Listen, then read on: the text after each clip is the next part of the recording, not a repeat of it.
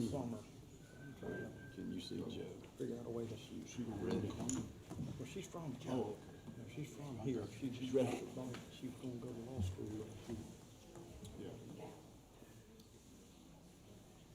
She's from Blanchwood. Good evening, everyone. Welcome. We're glad that you are here tonight, and we're here to listen to you and your concerns. And so thank you for coming. I want to make sure you know who's here. I'm going to introduce our commissioners that have come. To my far left, from 1st District, Commissioner Butch Howard. Next to him, Commissioner O'Neill Hamilton from the 7th District. On my far right, Commissioner Florence Belser from the 2nd District. Commissioner Tom Irvin from the 4th District. Commissioner Swain Whitfield from the 5th District. And from the 6th District, Justin Williams. Commissioner Williams is in Iraq serving our country right now. So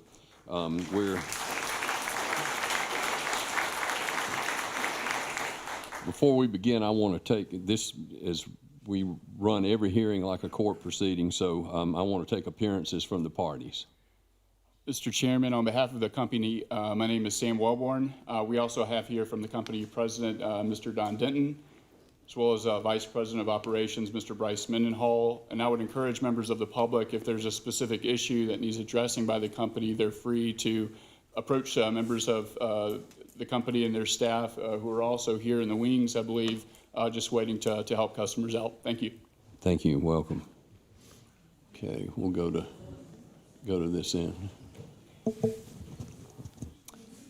Thank you, Mr. Chairman. I am Becky Dover. I'm the Assistant Consumer Advocate with the Department of Consumer Affairs. We represent the consumer interest in utility cases, including this one. Okay. We're going to ask everybody, please hold your applause like till the very end. So this will go much smoother, I promise you. Thank you. And Alex Knowles on behalf of the Office of Regulatory Staff. I'm intervener Jim Knowlton from the Foxwood Subdivision. Thank you, Mr. Chairman. Michael Kendry on behalf of intervener York County. Welcome to all of you. Okay, Mr. Knowles, you're going to do Office of Regulatory Staff. Yes, sir. Thank you, Mr. Chairman. All right. Good evening, and thank you for coming out tonight. I'm going to take just a couple minutes to explain the process of this hearing. Again, my name is Alex Knowles. I'm an attorney with the Office of Regulatory Staff. With me tonight is Annette Edwards, ORS's Executive Director. The Public Service Commission is hosting this hearing tonight. The agency I work for, the Office of Regulatory Staff, is a separate state agency from the Public Service Commission, and you'll hear the Office of Regulatory Staff referred to by its acronym ORS. The Commission is charged with making the final decision in the application. ORS, along with the Consumer Advocate, is charged with representing the public interest and making recommendations to the Commission. This hearing is for you to share your thoughts about Blue Granite Water Company's request to increase its rates. The Commission scheduled this night hearing because they know that this is a significant matter and they know that what you have to say is important. Please know that if you speak tonight, what you say will become part of the official record. You will be sworn in and your testimony will be recorded by Ms. Jo Wheat, the court reporter. The Commission will keep in mind what you say as they deliberate and make a decision on this case. All of the parties presented testimony and evidence to the Commission during the merits hearing, which began February 26th and ended Monday, March 2nd. The final decision in this case will be issued by the Commission no later than April 9th.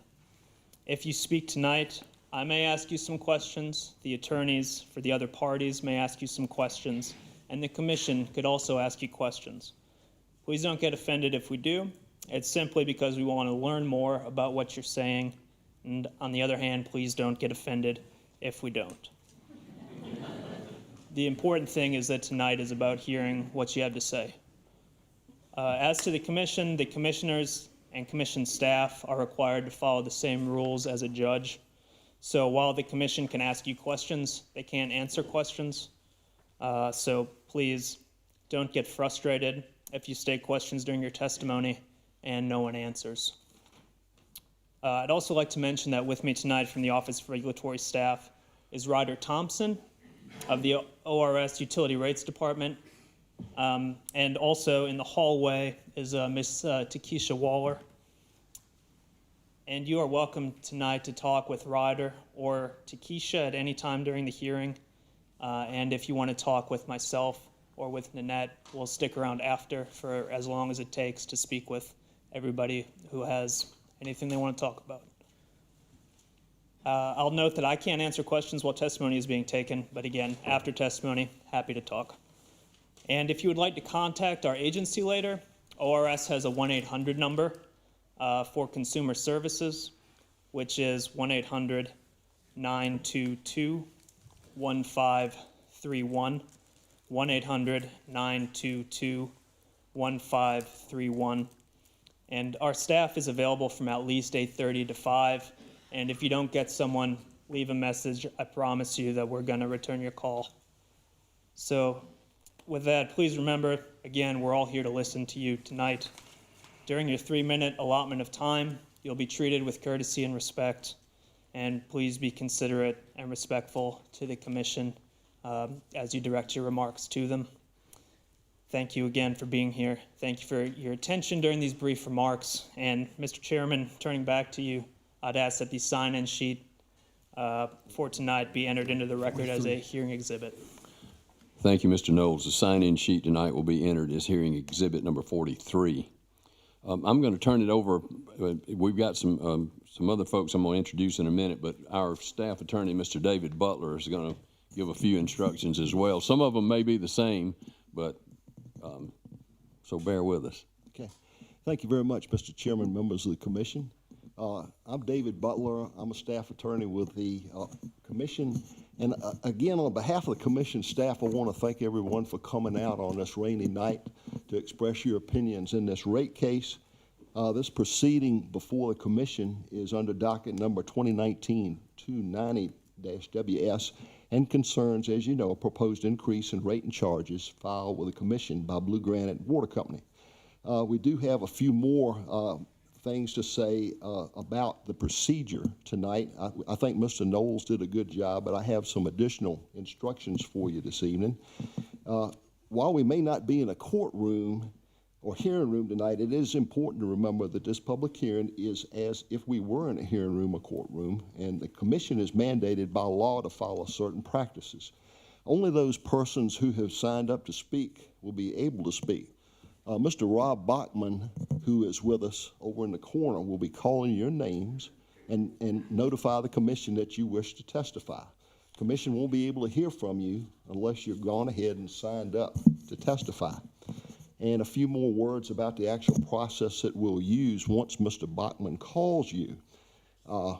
You'll be sworn in, telling everyone that what you're saying is the truth as known to you.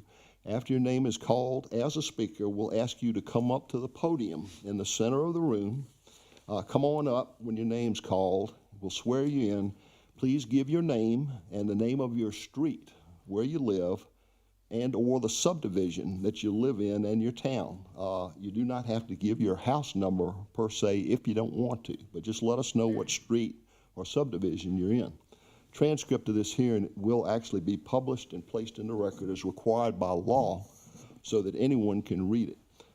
If you will, please confirm that you are a customer of Blue Granite Water Company for water, sewer, or both, water and sewer. Go ahead and proceed after that point with whatever you want to tell the commission through your testimony. Now, it's very important that you speak into the microphone on the podium so that everyone can hear you, including our court reporter. We have a fully certified court reporter with us tonight who will be transcribing you word for word, and she will be creating a record for the commission to study after the hearing's over. And after you're done, as Mr. Knowles said, please do remain at the podium for any clarifying questions that either the parties or the commissioners may have for you. Everyone who has signed up to speak will be given the same 3-minute time limit. As you can see, we do have a timer over here which will aid in timing your testimony. and there will be a buzzer to indicate the end of your 3 minutes. Another point I will make is often in these hearings, people tell us, well, the guy that just spoke just said what I was going to say. You know, what do I do? Well, you have two choices. If you think they expressed it pretty well, you can stand up and say so, that you really, have changed your mind, you don't want to speak. Or if you prefer, you can go ahead and speak as you had planned to. But that's your choice. You can either decline to speak or go ahead and speak. I will mention, the sheriff tells us that there are a number of people in the overflow room on the second floor who also want to be heard tonight. And he asked that if you don't mind, when you finish speaking and you've answered all the questions from the parties and the commissioners, if you wouldn't mind maybe, if you want to proceed to the overflow room and make room for some more people who actually want to be heard tonight. We've got an overflow crowd and have had to send some people up there. So if you'll go up and trade places with some people that want to be heard, we would appreciate that very much. Another thing I would ask you, if you happen to have a cell phone with you, and most people do nowadays, if you don't mind, how about either muting that thing or cutting it off, one of the two. Sometimes those things will go off in the middle of a hearing, and Ms. Wheat can't hear what the person's saying at the podium for the cell phone. So if you got it, and if you hadn't already done it, if you don't mind, please do mute those things or cut them off. And the only other thing I might say, Mr. Knowles did mention a minute ago that the commission can't really answer questions, and I wanted to spend a minute telling you why not. Basically, the General Assembly has passed a law that says that this commission happens to make up a panel of judges. They're judges in this rate case. And if you're over in York County Courthouse and you're a witness or whatever, you can't ask the judge a question. Okay, they're going to ask you questions, but you can't ask the judge a question. Well, General Assembly has now said that our commission's the same way. Okay, you can't ask a question about the case that's before them. Now, as Mr. Knowles said, there are plenty of other people around here that can answer questions for you. Either staff members from the Office of Regulatory Staff, or you might have something for the company. You can ask them all the questions you want, but please don't be offended if the commission doesn't respond to a question you may have, because the General Assembly has just said don't do it. And the commission's very strict in following that rule. So we do appreciate your attendance tonight. Appreciate it very much. And we look forward to hearing what you have to say. And thank you, Mr. Chairman. I believe that's all I have. Thank you, Mr. Butler. I wanted to make sure that everyone knows that we have in attendance tonight Representative Ray Felder, Representative Bruce Bryant are here. If y'all, there they are. And we're going to hear in a moment from Senator Climer. I was kind of making light of the applause thing, but the applause, if you really do hold your applause, it helps our court reporter hear what's going on, and it helps, and it doesn't take away from your friends' times who are up here speaking. So, Senator Wes Climer, if you could come forward, we're gonna open it up with you, and then we'll begin with testimony from. And we got Allison Love from County Council, but Allison's is here, and she's gonna speak later. Thank you, Mr. Chairman. Is this audio adequate quality? Okay. Well, first of all, I want to thank you all for traveling from across the state to be here to hear from the people of York County. And as you can tell from the size of the crowd here and the fact that we are flowing into an overflow room, this is an issue of extreme import to the people in York County. And so I also want to take a moment to thank all of you for being here tonight, because this is our opportunity as a community to be heard on this matter before the Public Service Commission. And to that end, I also want to thank Councilwoman Love, who has done an extraordinary job organizing so many people to be here. Members of the commission, I'll tell you, my gratitude will only increase to the extent that you take the time to listen, and not only listen, but act on what you hear tonight. Not a week goes by that I do not get several emails, phone calls, texts, etc., from many of the people who are here describing the problems that they have with the Blue Granite Water Company, whether that is dirty water, whether that is exorbitant rates that they can't afford, whether that is water service being disconnected. And so I want to raise 3 points regarding the pending rating or regarding the docket. The first of which is when you have a company that has the record that Blue Granite has, we cannot possibly trust them with the annual rate adjustment mechanism that they have proposed. That submits these people's financial welfare to the whim of a company whose accounting system has demonstrated no evidence whatsoever that we should have any trust in it. Second, it creates an enormous disincentive for the company to maintain its infrastructure adequately. And third, it would deprive this community and others served by the Blue Granite Water Company across the state of future opportunities to weigh in formal proceedings such as this. Second, the company's proposed return on equity is completely divorced from reality. We've seen a trend from across the country and across the Southeast that commissions such as yours are lowering the returns on equity, that is the profit that the company makes. And concurrent to that, we are in an historically low interest rate environment, which in turn should translate into lower utility costs for these ratepayers. Lastly, I want to say it is unconscionable that this company, with the track record it has, would come to York County and ask for a 55% rate increase. A 55% rate increase on people living on fixed incomes, people who are already paying eternally escalating costs for a product of low and declining quality. And so, members of the commission, I want to reiterate to you that I'm grateful you came here tonight. I hope you listen, and most importantly, I hope you act on what you'll hear from these people from York County tonight, these stories that I hear week after week after week, as you contemplate your final ruling in the days and weeks ahead. Thank you. Thank you, Senator Climer.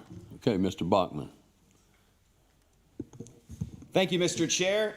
Yes, I am Rob Bachman with the Public Service Commission, Director of Public Information. I'll be reading out your names. I do ask that when you take your stance at the podium, that you lean into the microphone, please, and speak clearly so that everyone in the room and everyone in the overflow room, especially Ms. Weed, our court reporter, can hear you. I will call your names in blocks of 3. The first person on that list will take the podium. The 2 people following that person will be seated in these 2 front chairs right here. So we ask that you proceed orderly.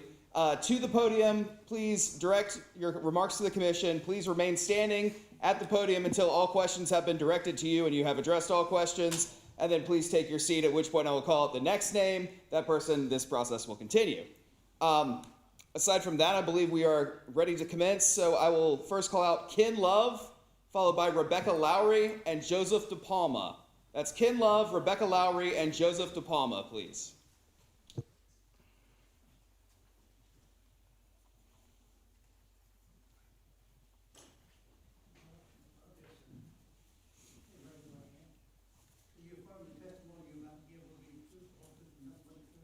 I do. Kenneth Love, 604 Bethel Street in Clover. Close enough. I'm Ken Love. I'm the Assistant Superintendent for Clover School District Number 2 for Business Services. I want to thank you for coming tonight and appreciate your taking your time to listen to what we may have to say. We have a short statement. Is that better? We have a short statement to share with you. In the last 12 months, our school district has spent $161,590.20 for water and sewer services with Blue Granite Water Company. Any increase or disruption in service commits a real problem for us because we have 3 schools in excess of 2,500 students and faculty serving in the area by Blue Granite Water Company. The proposed increase of 55% is more than an average teacher's salary in our school district. We understand that there are costs associated with providing any service, and we certainly need an adequate supply of reliable, fresh water. It's essential for our operations because you can imagine what happens when we have to shut down 3 schools with over 2,500 students and provide appropriate water and sewer services for them. However, rate increases not coupled with improved services significantly hinders our ability to provide proper instructional programs. We can't run without water and sewer. We have to have appropriate pressure in order for our toilets to work properly. Increases could also cause our resources to be shifted from instructional needs to utilities, if you think about those dollars. Adequate communication is also essential because interruptions in service cause us to interrupt our instructional program. This was severely lacking in the most recent case if we had a water line break. We have experienced challenges in this area because we need to be on time every day on a regular basis. And we need to have quality service on time and a regular basis. We thank you again for coming. We appreciate your sharing your time, and we appreciate your listening to our comments and making the appropriate calculations. We are expecting an increase in service and reliability as we move down these improvements. Thank you, Mr. Love. Thank you, sir. Questions from the parties? Any questions? Commissioners? Commissioner Irvin. Thank you, Mr. Chairman. Mr. Love, is there just one school district in York County or more than one? There are 4 school districts in York County. Clover is the only one served directly by Blue Granite. And so have you had any problems in the Clover area with the service that the company has provided you for water and sewer? We have had some breaks both in the Lake Wiley area served by Blue Granite as well as in Clover area served by the town of Clover. And when did those breaks occur, if you recall, approximately? The Blue Granite was roughly 6 weeks or so ago. Clover's was just last week. How were they handled? Who called the company and how did they respond? The town of Clover called us when this happened last week, and we just finished that. The final test came back this week. We learned from Blue Granite when the pressure went down. And then after we made some calls on our behalf, then the Blue Granite representative started calling us, letting us know when the water was expected to be completed. How long did it take to restore service? About 3 days. 3 days. Yes, sir. And so We missed a full day and a half of school. you had to cancel school? We had to cancel school. Were you under a boil water advisory after that for Yes, time? sir.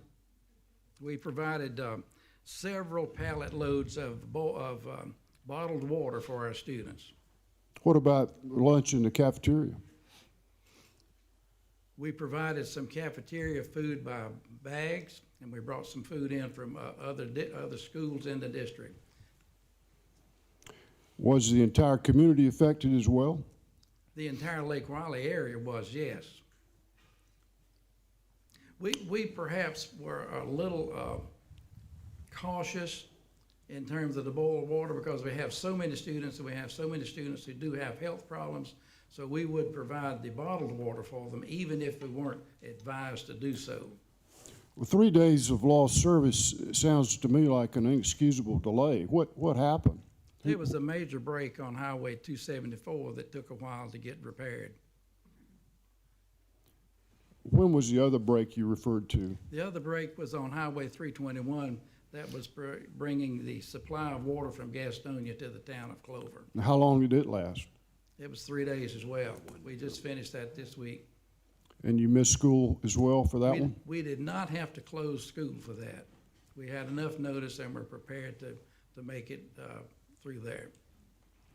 We appreciate you coming tonight and thank you for your testimony. Thank you. sir. Commissioner Belser.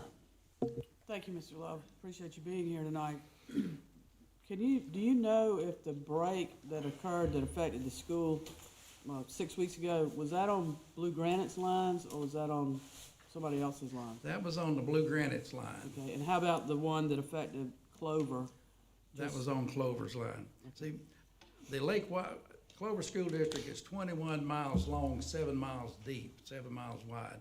The town of Clover provides water service for the schools on the western side of the county and gets its water supply from the town of Gastonia, pipes it down. On the eastern side of the county, the eastern side of our school district, Blue Granite provides it, and it encompasses the area that we refer to as Lake Wiley. Yes, sir. It gets its water from the county, which gets its water from the town of Rock Hill, and it's piped up Highway 274. All right, so thank you I appreciate that explanation. Now, you mentioned, in your statement, wanting adequate communication. Tell me what you mean. Can you explain what you're looking for and what was done and how it needs to be improved? We would appreciate it if the Blue Granite folks would let us know if they anticipate a disruption in service or a change of quality or something like that that they're aware of. And on the morning of that particular break, if they had let us know earlier, we still probably would have ended up with the same case of Cloven School because of water supply. But it was a day and a half or so before we learned about it from them. We learned about it because pressure went down and the fire department let us know that we had a challenge. On the other side, the town of Clover called us the afternoon at 4 o'clock or so as soon as they noticed the break, and we were able to prepare for the next day. Thank you very much. Appreciate your testimony. Yes, ma'am. Thank you. Commissioners, any other questions? Commissioner Howard. Mr. Love, thank you for your testimony. Do you all have sewer service also with Blue Granite, or is sewer service a different provider? Sewer service comes through Blue Granite as well, yes, Do you have sir. any problem with your sewer service? We have not experienced any problem with sewer service. Okay, thank you very much. Again, thank you for coming. Thank you. Commissioner Whitfield. Thank you, Mr. Chairman. Mr. Love, at one time we regulated TUK, which we don't anymore. But back to that Lake Wiley area and what Commissioner Belser was asking you about, other than the break with the Highway 264, how many other instances have you had this interruption? I'm not referring to Clover, but to the Blue Granite, the Lake Wiley area. How many other interruptions in service have y'all experienced in the school district other than the one major one you're talking about? This is the only time that I recall we've had to close school because of lack of water. Just the one a few weeks ago. And one other question, you quoted a number, and I didn't write it down quick enough. I know our court reporter probably got it, but what was that number you spent for? $161,590.20 in the last 12 months. Thank you, sir. That's all I have, Mr. Chairman. Thank you. Mr. Love, thank you for being here tonight. Appreciate your testimony. Thank you folks for coming. Thank you. Next we have Rebecca Lowry, followed by Joseph DePalma, followed by Tony Hart. Rebecca Lowry, Joseph DePalma, and Tony Hart. If you would take your place in the front of the seating, please. Yes. Hi, I'm Rebecca Lowry, and I live in Harper's Green Townhomes.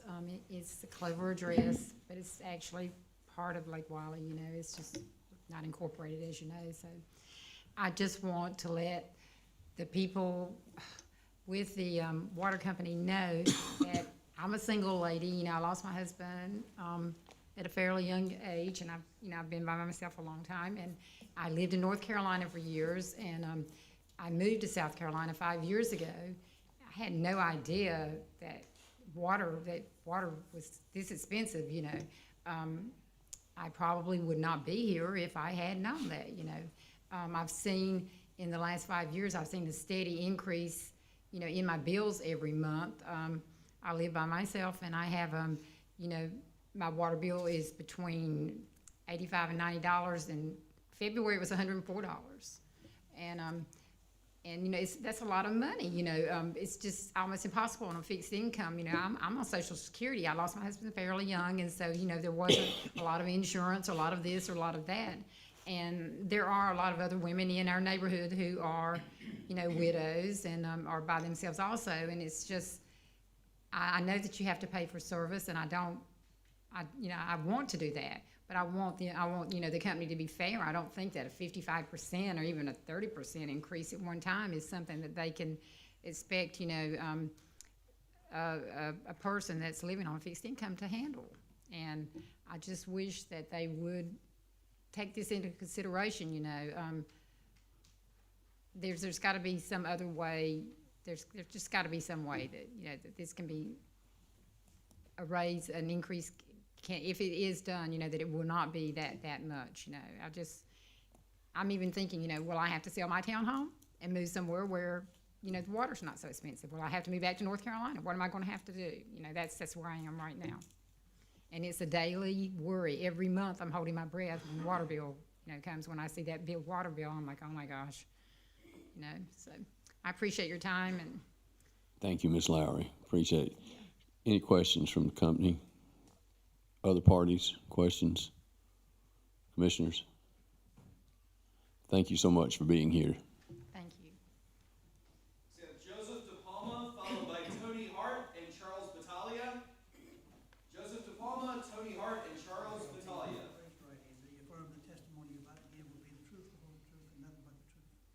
I do. My name is Joseph De Palma. I live on Whispering Pines Drive in River Hills. It's up near the bridge. I'm here because I object to the proposed rate increase for a number of reasons, which I'll lay out for you. First of all, Blue Granite does not invest in infrastructure in our growing area. The only way a new neighborhood in our area gets water or sewer service is if the developer installs the necessary equipment and then deeds it to Blue Granite for free. The lone exception that I'm aware of was the recent connection that Blue Granite made to the Charlotte water system, and this was done because their grid could not supply sufficient water to the Lake Wiley area. Secondly, they constantly ask for these ridiculously high increases without any real cause being stated, and I think they do that just to hope that you'll say, okay, you can't have 50%, but you can have 10. They have restructured the bills so that almost everything now is on a fixed charge and nothing has to do, very little has to do with water usage. My monthly bill starts at $80.19 before I take the first drop of water out of the tap. So if I go on vacation for a month, I still got to pay that $80. Then the water is added at a rate of $7.55 per 1,000 gallons. Just for your information, that is just about the cost of desalinating seawater. Blue Granite does not treat water or sewage. They are simply a middleman. They pay $4.42 per 1,000 gallons for the water which they buy from York County, and it comes from Rock Hill and through York County, and then they charge it at $7.55, as I mentioned. That's a 71% markup. I don't know about you, but I don't know any businesses that can get a 71% markup. And I don't know of any, by the way, I mentioned that it has to do, $7.55 would pay for desalinated water, which is considered to be too expensive, except in areas like Saudi Arabia or Southern California. We're in a low interest rate environment, low inflation environment. So what in the world justifies a 50% increase? As an example of a comparison, my son lives in Charlotte. He has a family of 5. His water and sewage bill runs $60 to $65 a month. And that includes some stormwater charges that he has to pay that we don't pay in York County. So because of these facts, I urge you to not deny Blue Granite any increase, and I call on York County government to take over the water and sewer system for unincorporated York County. Or either that or let us deal with Rock Hill directly. Thank you, Mr. De Palma.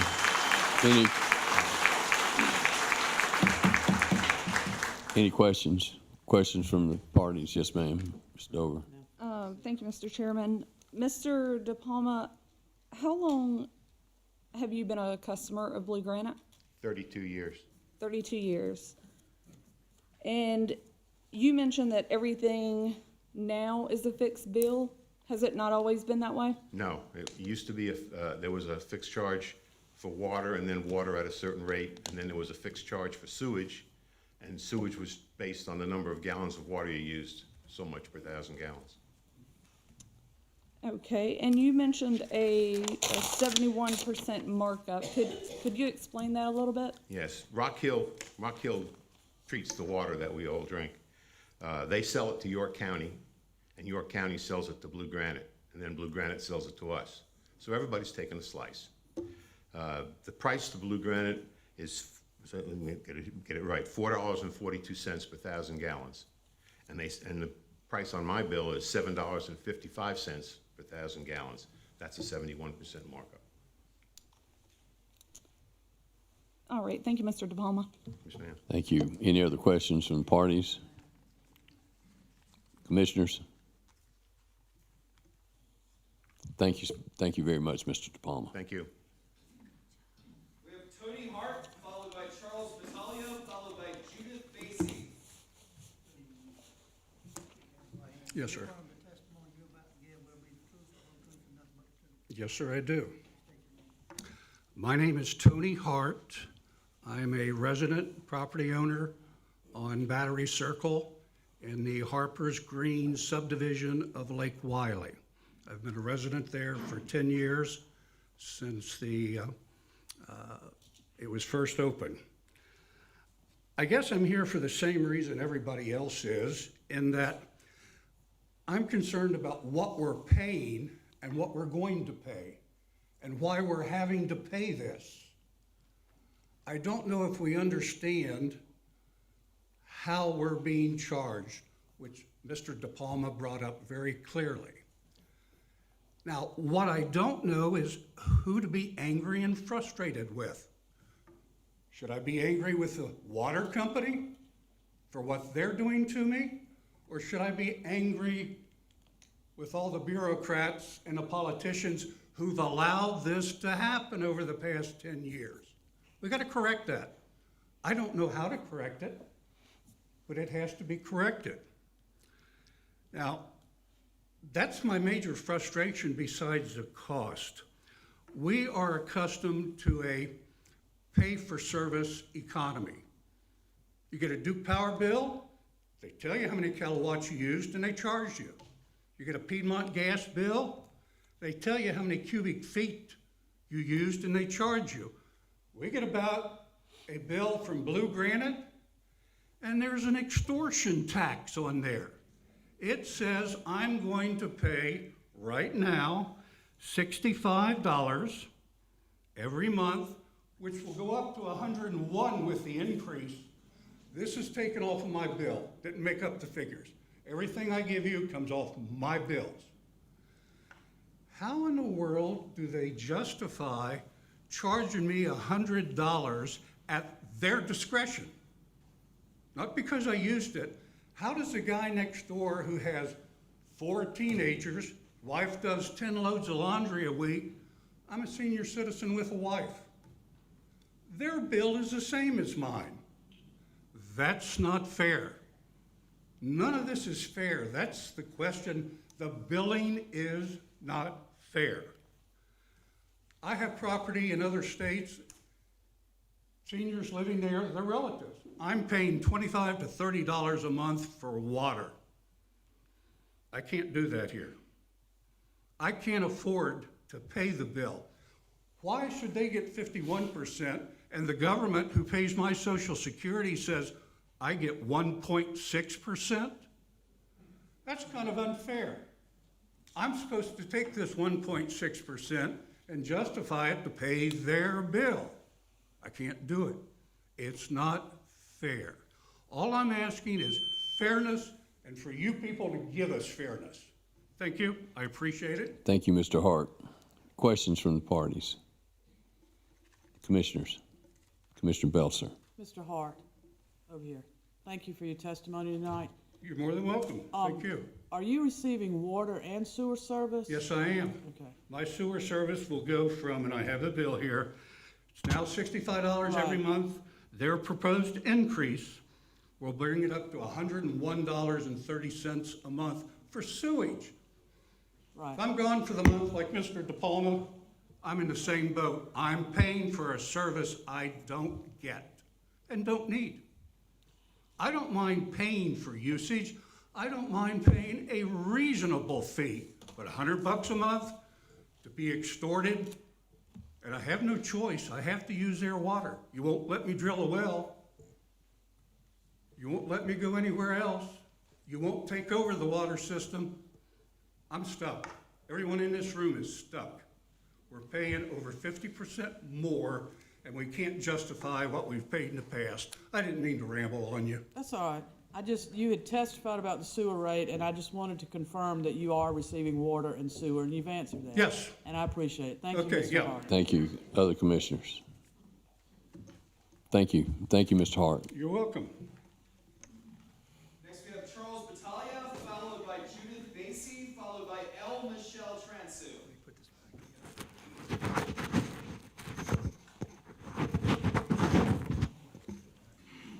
Probably work with it.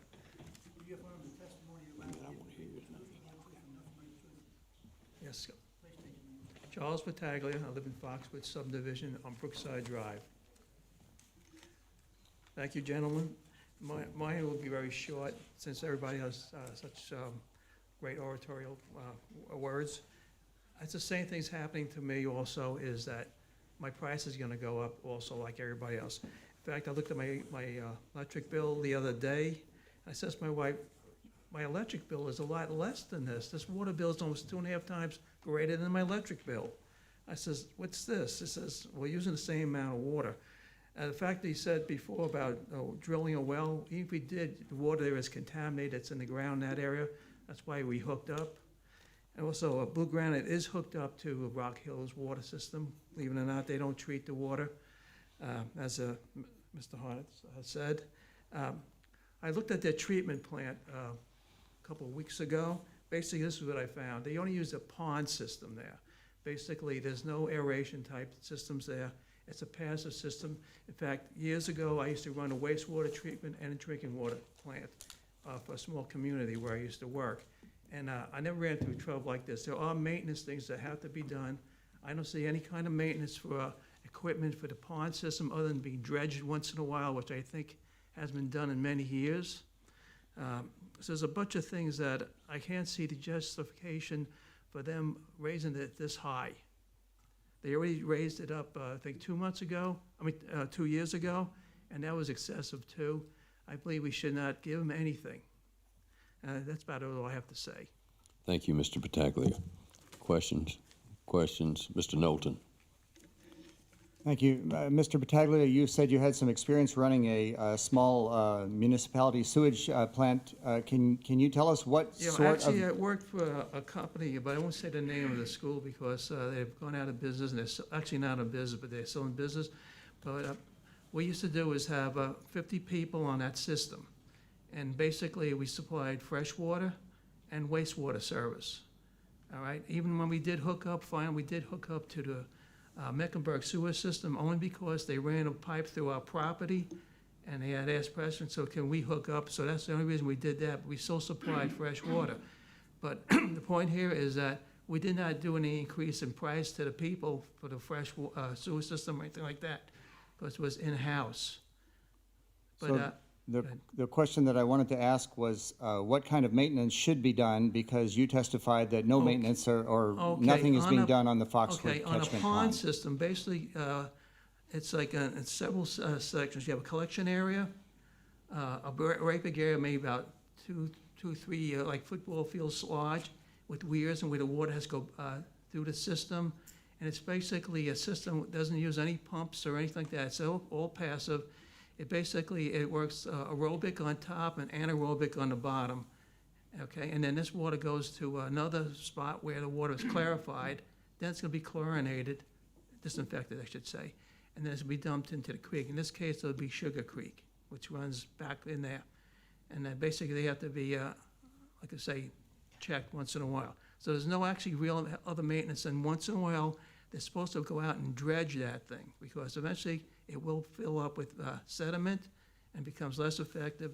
And if it does a turnover, you can actually smell it, which means the stuff on the bottom will turn over, which is now anaerobic, when I say aerobic and anaerobic, aerobic is air breathers, and the ones on the bottom are mostly septic, which has a very bad smell. Thank you. I think you've answered the gist of my question. Are you aware of any time when the Foxwood Pond has been dredged? I have not, but I've heard said 16 years ago they did something, but I can't see if they did a very good job, because of the way it's situated, where they dump it has to be trucked out. They don't even have a place to dry it out to even turn it into fertilizer. So that's the thing I'm saying now. But I think they're working on a time bomb here, because eventually that's gonna have to be done. It's gonna be very costly. Thank you very much, sir. Okay. Thank you. Commissioners, any questions? Thank you, Mr. Pataglia. Thank you. Next we have Judith Basie, followed by L. Michelle Transsow, followed by Dorothy Cunningham. I do. My name is Judith Basie. My husband and I have lived for 17 years in Blue Granite Service Territory 1. We are part of Commissioner Whitfield's 5th District, and we are in Autumn Cove in the Lake Wiley Clover area. A lot of the facts and figures have been presented so far, and they are pertinent. I did some research on this in preparation for a meeting that couldn't take place 2 weeks ago. $500,000 in moving expenses incurred by Blue Granite, a diamond ring, a 65-inch TV, Chamber of Commerce dues, flower arrangements, donations, and scholarships, all while asking us to continue a non-consumption-based rate structure. That's been mentioned very adequately. As Senator Climer said so well, we're being asked to trust Blue Granite concerning an annual rate adjustment mechanism that we as consumers, according to the paper, will have no voice. Now, those are facts and figures. What interests me equally, if not more, are people. I was privileged to teach in Clover School District for quite a number of years, kindergarten most of those years. And during that time, I saw children who couldn't come to school because they were ill and couldn't afford the doctor. Children whose parents could not adequately clothe or feed them. We did that and we were happy to do it. This to say, what will these proposed rate increases do to these people? The least of these, and by least I mean the youngest. It's very important that we understand how every rate increase, every jump in cost of living affects people and pushes more people into the poverty zone. People want to do for themselves, they want to be responsible, they want to pay their bills, but rate increases such as this proposed one make it difficult, if not impossible, to do so responsibly in the ways they would like. So I ask in the name of humaneness, in the name of concern for other people and their needs, that this rate increase not go through. Thank you. Thank you, Ms. Basie. Any questions? Questions from parties? Commissioners? Mr. Chairman, I have Commissioner Irvin. a question. Ms. Basie, Yes, sir. what percentage of the school children in this area do you think live below the poverty line? When I left the school in which I taught, which was Bethany Elementary, I believe it was at about 49% free and reduced lunch. Almost, Mr. Love almost could half. speak to that. Yeah, almost Sir. half. Yes, sir. Yes, sir. And this is what I saw for 25 years. Thank you for coming tonight. Thank you, sir. Thank you. Mr. Chairman, Commissioner Whitfield. Ms. Basie, Yes, sir. if I could, Certainly. just want to ask you one thing. It's been stated up here, we can't answer questions because we're a judicial body, but have you had the opportunity to view live streaming or online any of the proceedings we've had the last week? This is the only night hearing, I think, that's fallen after the merits hearing. I'm just curious, have you been able to view any of that or see any of that online? Yes, sir. I did see one online when I was looking for some facts and figures a couple of weeks ago, and that's the only one I've had opportunity to see. Well, I would, at this time, since we can't answer any, I would refer you to the South Carolina Office of Regulatory Staff who is here tonight. South Carolina Department of Consumer Affairs also has an attorney here tonight. And of course, we are housed separately from them and can't have any communication with them. But I would urge you to, as a citizen ratepayer, to talk with them, and they can probably answer some of your questions. And thank you for your testimony, and thank you for coming out. Thank you, sir. I have done that on a number of occasions. They know me well. Thank you. Thank you, Ms. Basie.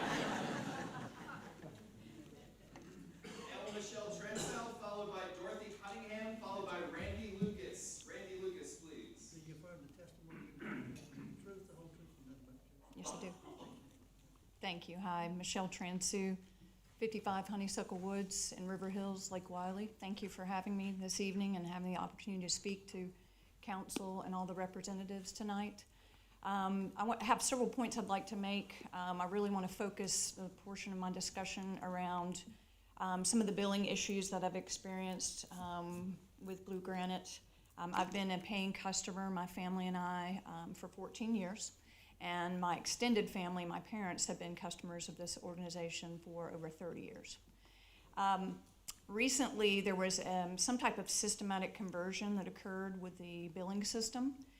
And during that process, some notifications were going out, and of course the regular billing cycles were being issued. And during that window, we were of course paying our bills, and we've never been late, paying our bills on time via an automated service. And we paid a bill in a particular month and got another cycle of information coming through where evidently, unbeknownst to us, there was an account number change that occurred without our knowledge. So one afternoon, I was working from home, walked outside and had a little pink ticket sitting out outside my door, and my water had been cut off. No forewarning, no information, no nothing. I called my husband. My husband said we paid that bill on time. We went and looked at our records. We could see the deposited check. And this information, this money was in Blue Granite's coffers, but our water was turned off that very day. So we got in touch with them, and they were responsive that day, of course, because we were not going to be satisfied otherwise to have that water turned back on, because again, we had paid our bills, and this was not any error of our own. So succinctly, that was done that evening due to my husband's coercive discussion with the representative, and we did get our water turned back on that day. My problem with that is that I too work in an area of increased regulatory scrutiny, and when something like this is going on and there's a conversion of that magnitude, you have to do your due diligence to ensure that checks and balances in that system to avoid those types of mistakes. I was not the only person that got impacted in this way, and we have several community forums. Other people have voiced that they had a similar thing happen to them. So this is just absolutely ridiculous that your water would get cut off, but your payment would have been taken and accepted.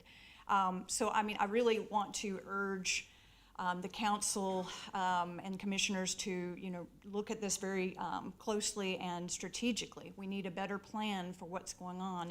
If in these instances we can't even count on the bills being correct or any type of double check occurring before that type of severity of action is taken, it's just ridiculous.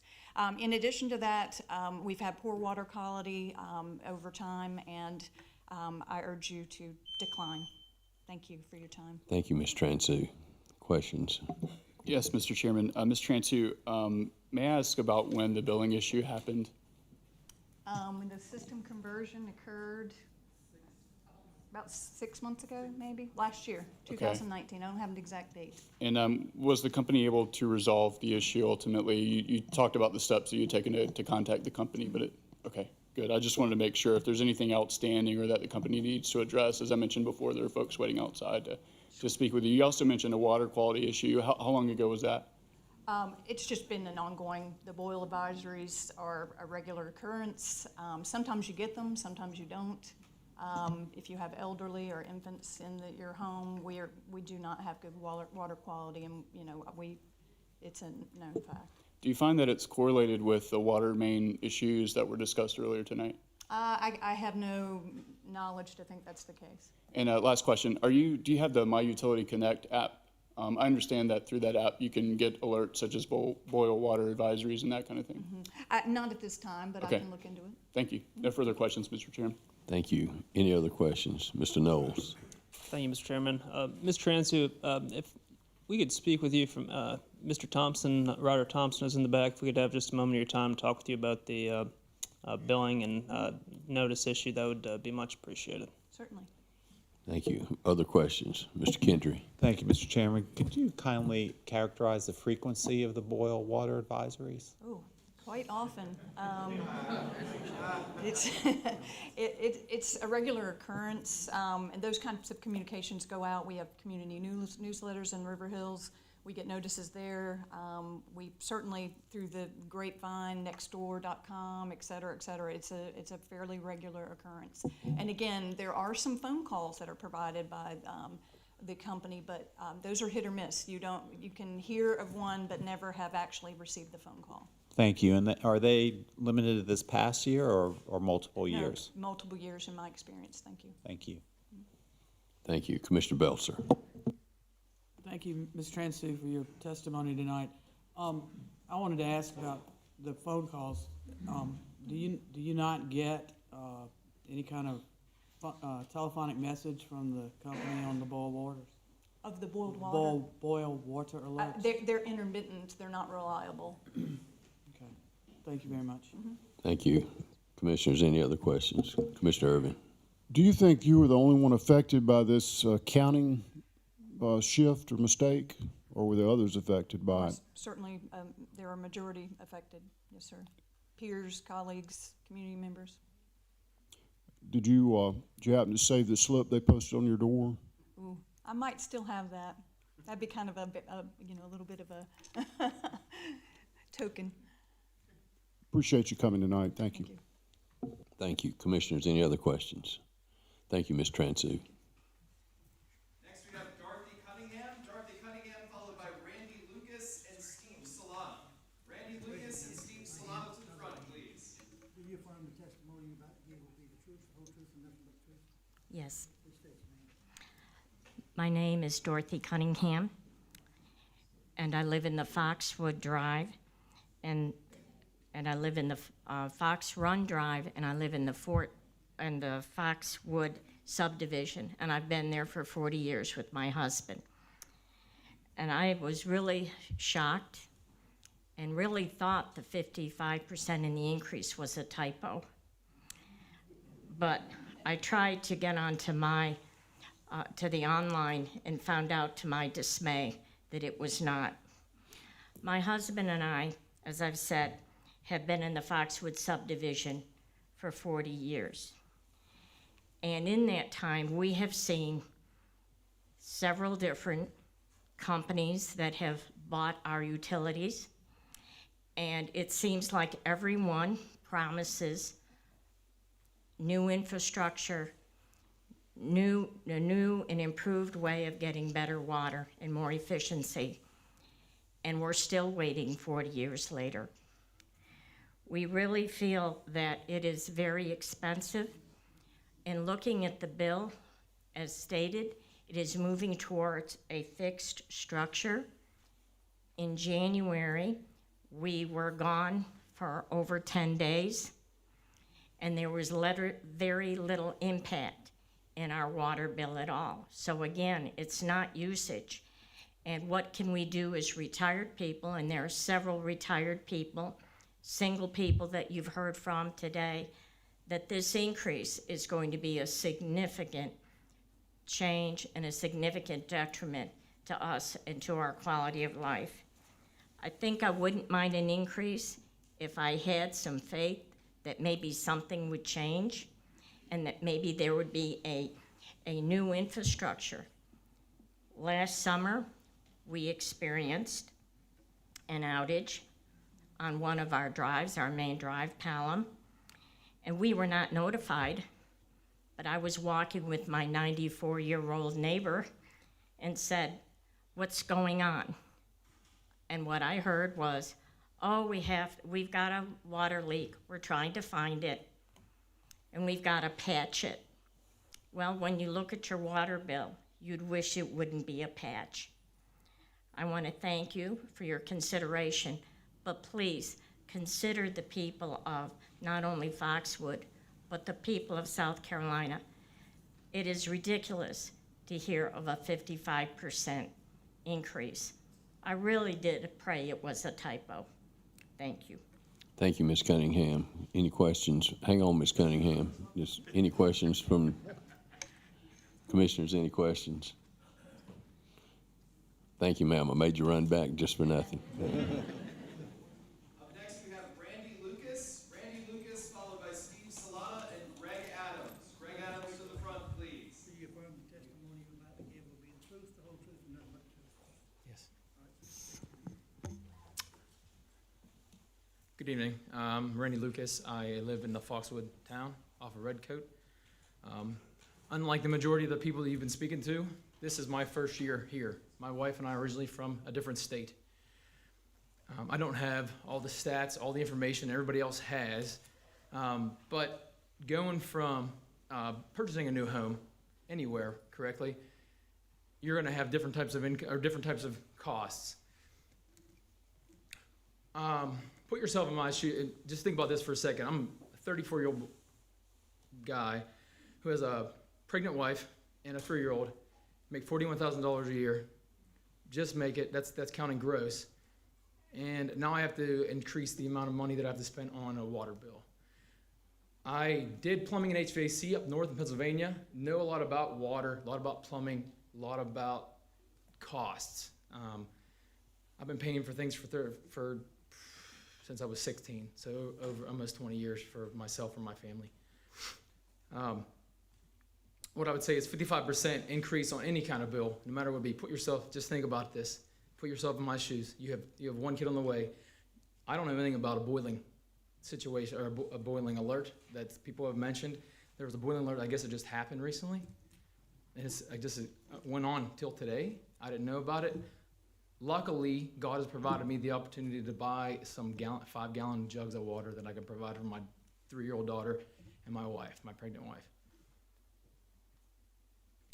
Like I said, I don't have all the stats, all the information, but I would like you guys to think about this. Put yourself in everybody's situation, place that's in this facility, right? We're not here just because we are frustrated about one thing. We're all here for a reason. Above it says, in God we trust. So we should all trust that God will provide the things, but you would think Blue Granite would also trust in God that they can be able to take care of or have the money that they need to take care of us. So that's all I have to say today. I appreciate you. Thank you, Mr. Lucas. Any questions?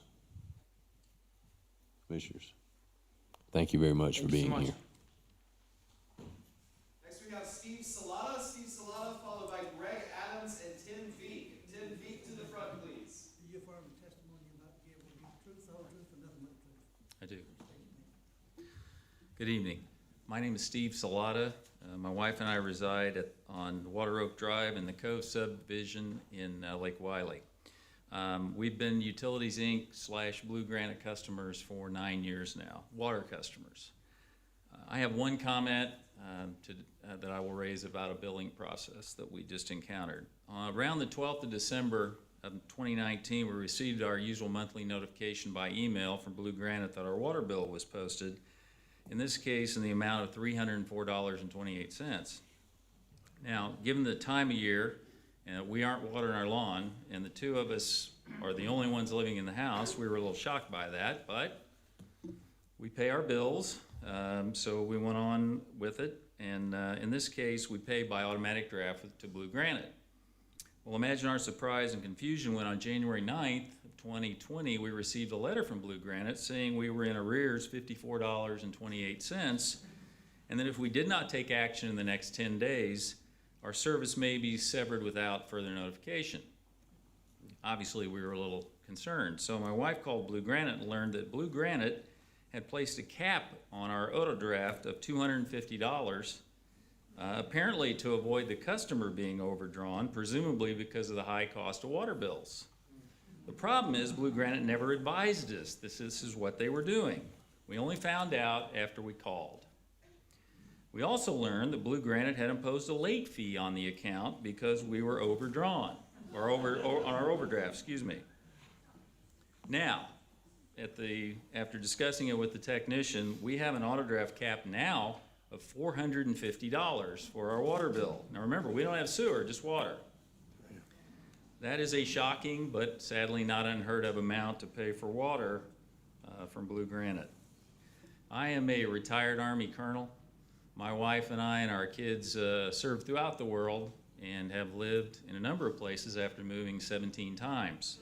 And I can tell you in several instances we paid for local water. And we have never paid a rate as high as we pay here, anywhere, and we have never encountered a billing situation like we just encountered. We hope that you will take that into account when you decide to deny this rate increase, and I thank you very much for the opportunity to share this information with all of you. Thank you. Thank you for being here. Questions?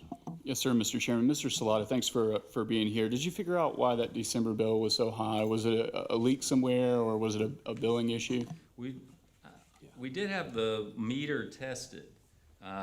They said the meter was fine, so I don't know why it was so high, to be honest with you. But it went back to normal after that? Our most recent bill was less, yes, sir. And did the company refund that overdraft charge? Yes. Okay, thank We you. had to call a second time, but we did get it. We did get it taken care of. There aren't any remaining unresolved issues? Not that I'm aware of. Okay, thank you. Thank you, Mr. Chairman. Thank you. Thank you. Any other questions? Mr. Knowles? Mr. Slaughter, if you could, wouldn't mind speaking with Mr. Roger Thompson of ORS just briefly about your issue, we'd appreciate that. Sure, no problem. Thank you, sir. Other questions, commissioners? Thank you very much, sir, for being here. Next we have Greg Adams, followed by Tim Beek and Sarah Thompson. Tim Beek and Sarah Thompson to the front, please. Do you affirm the testimony you're about to give will be the truth, the whole truth, and nothing but the truth? I do. My name is Greg Adams, and I'm here representing Habitat for Humanity of York County. I'm the Director of Retail Operations. In April of this past year, we opened a second Restore location in the town of Lake Wylie, serviced by Blue Granite Water Company. In comparison to our Rock Hill Restore, which uses 8 times more water than the Lake Wylie Restore uses, we are paying 288% more in water and sewage cost for a Restore with less customers. On an average month, if we use no water at all in the Restore, we are paying $855 a month. With a 55% rate increase, that would increase to $1,253 a month if we use no water at all in our Restore. And we're working towards the good of the community to provide affordable housing for people of this county who are already struggling, and a 55% increase is just absurd. We appreciate your time and hope that you'll give this matter consideration. Thanks, Mr. Adams. Any questions? Commissioner Irvin. Thank you, Mr. Chairman. What did you say the water bill was? I want to make sure I get this right. If we don't use a drop of water, it's $855 a month. Our wastewater is over $700 a month. That's at the Lake Wylie Restore? It is. Do you have more than one water meter there? We have 1 2-inch water meter there. And I called Blue Granite on this and was told that it is based off the size of the water meter, and there was nothing they could do about that. Did they offer to replace it with a smaller meter? They did not. Would you No like help at Would you like for them to look into that? I would like that. Well, they're here tonight, so I would suggest taking advantage of the fact that they're here and get that smaller meter installed immediately. Yes, sir. Thank you for coming. Thank you. Thank you. Any other questions, commissioners? Oh, sorry. Yes, sir, do you have any idea how many thousand gallons you're using at that location?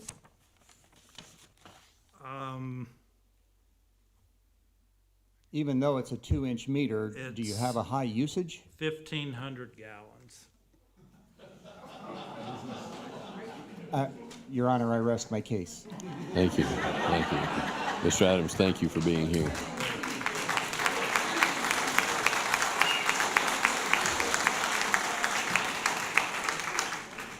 Tim Beek, followed by Sarah Thompson and Johnny Dietz. Johnny Dietz to the front, please. Do you affirm the testimony you're about to give will be the truth, the whole truth, and nothing but the truth? Yes, sir. Hi, my name is Tim Veek.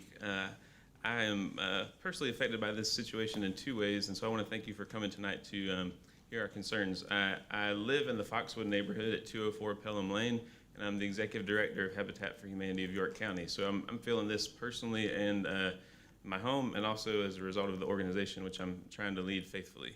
On a personal note, I just want to say that I've lived in the neighborhood for nearly 9 years now, and I know for a fact that there's many families in our neighborhood who have had to make personal investments that they probably didn't have the money to make to guarantee the safety and health of and consistency of the water quality. Just as an example, I have a water softener. I have a device that removes lead and heavy metals from my water. I have a reverse osmosis filter, and I have a whole house water filter. I have a lot of clean water, but it's due to my own funds or the folks who own the whole house before me who thankfully made some investments because they've had a long history of dealing with the companies in our neighborhood.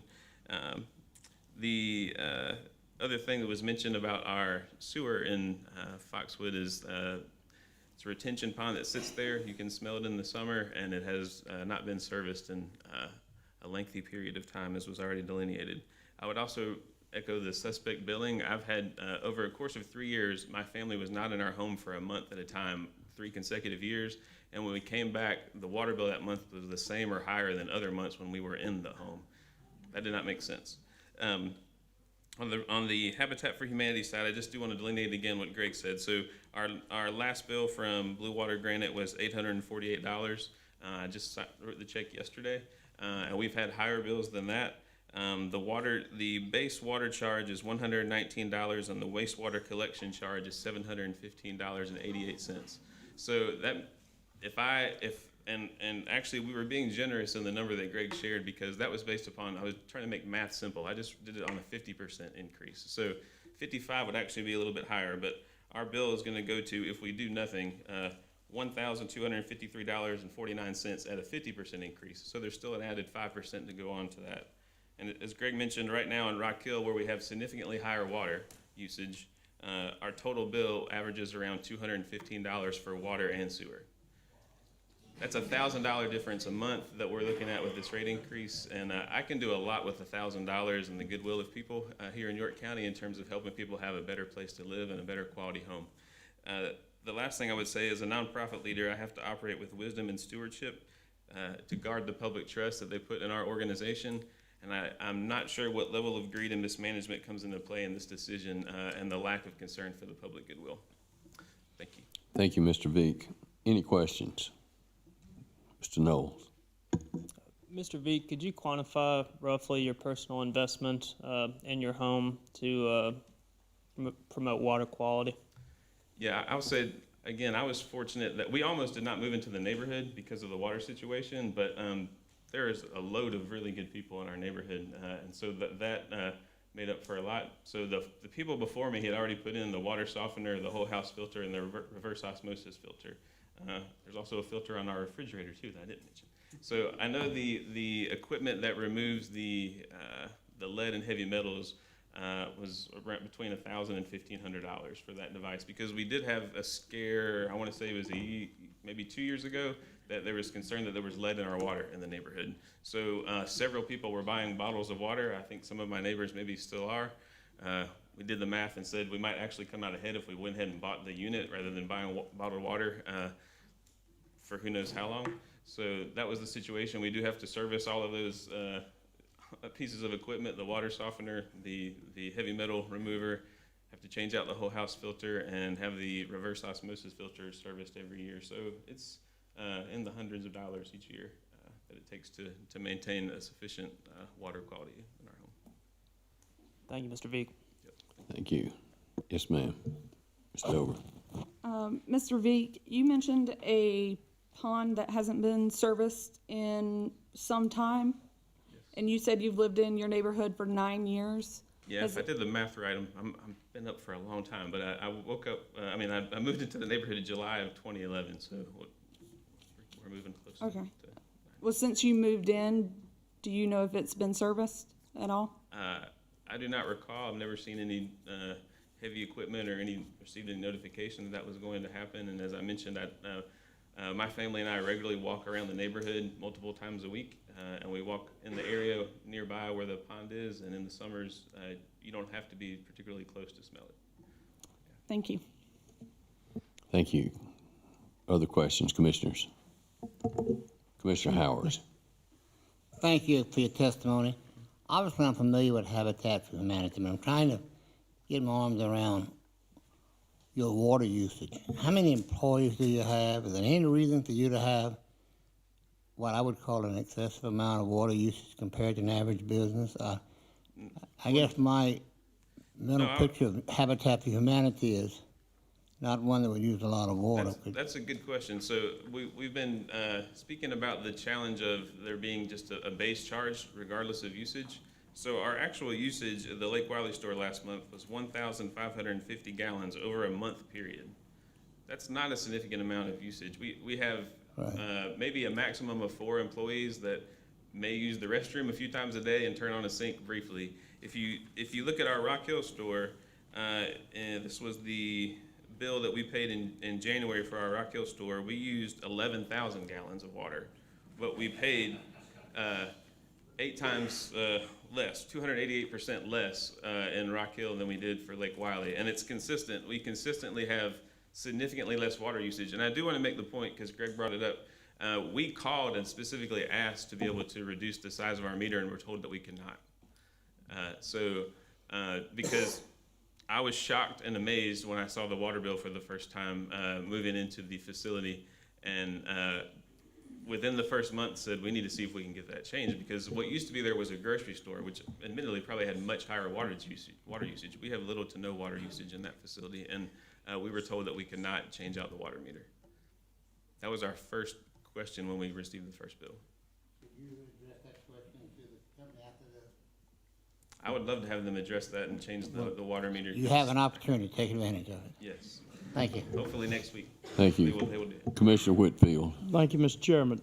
Mr. Veek, just for the record again, both Habitat Humanity and you as a resident of Foxwood are both water and sewer customers, both locations. That's correct. Okay.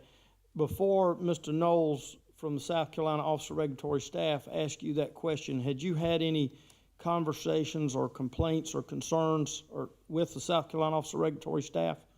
I have not. I have come to previous hearings when I think the last time that I know it was when it was called Utilities Inc. when they were looking to raise rates. Right. So, and I've stayed engaged in terms of the conversation in terms of what's going on in the neighborhood. But I have not spoken I with them. think I do recall you maybe speaking at a night hearing or being there.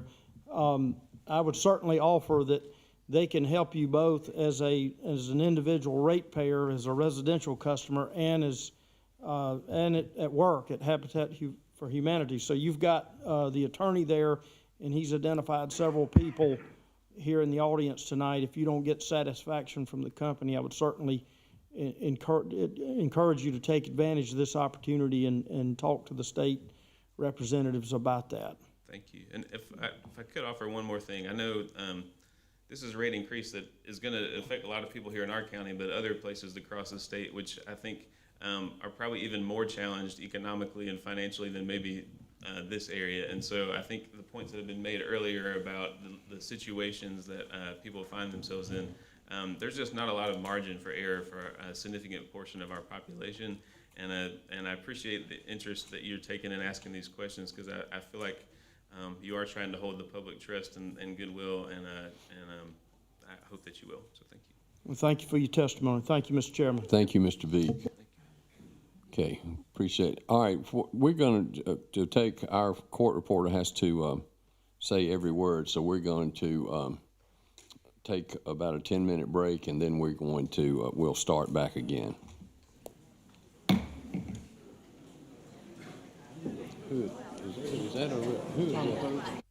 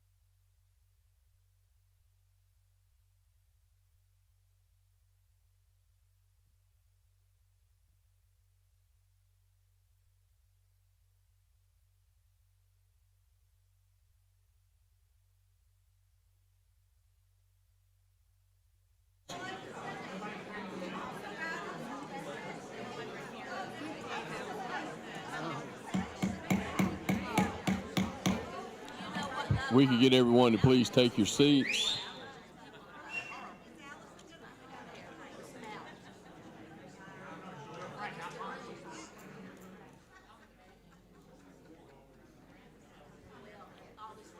Thank you. I wanted to make sure.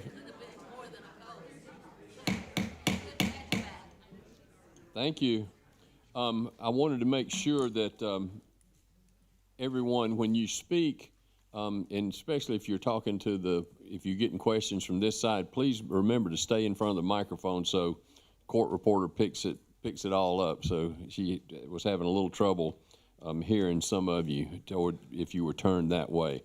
I also want to make sure recognize Representative Tommy Pope, who came in a little bit. We didn't get to recognize him at the first, so we're glad to have you here.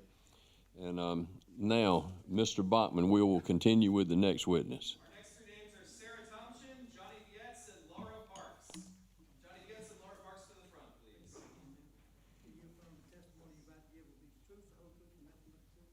Yes. Sarah Thompson. I live in Cypress Point in Lake Wiley, and I just moved here in last May from Tucson, Arizona, and my water bill here is more than, comparatively, it was in Tucson, Arizona, where they're running out of water. And we're not running out of water here. I am retired. I'm on a fixed income, and I speak for those of us who are on a fixed income. We got a 1.6% cost of living increase this year. Why would the water company deserve anything more than that? It appears that they came for an increase 2 years ago. Do we expect them to ask for an increase every 2 years? And they're a private company, and we can't see what their books are, so we can't tell what their return on investment is or what their costs that they're loading into their P&L. I am also a retired CPA, and I would very much like to be able to review their financial statements.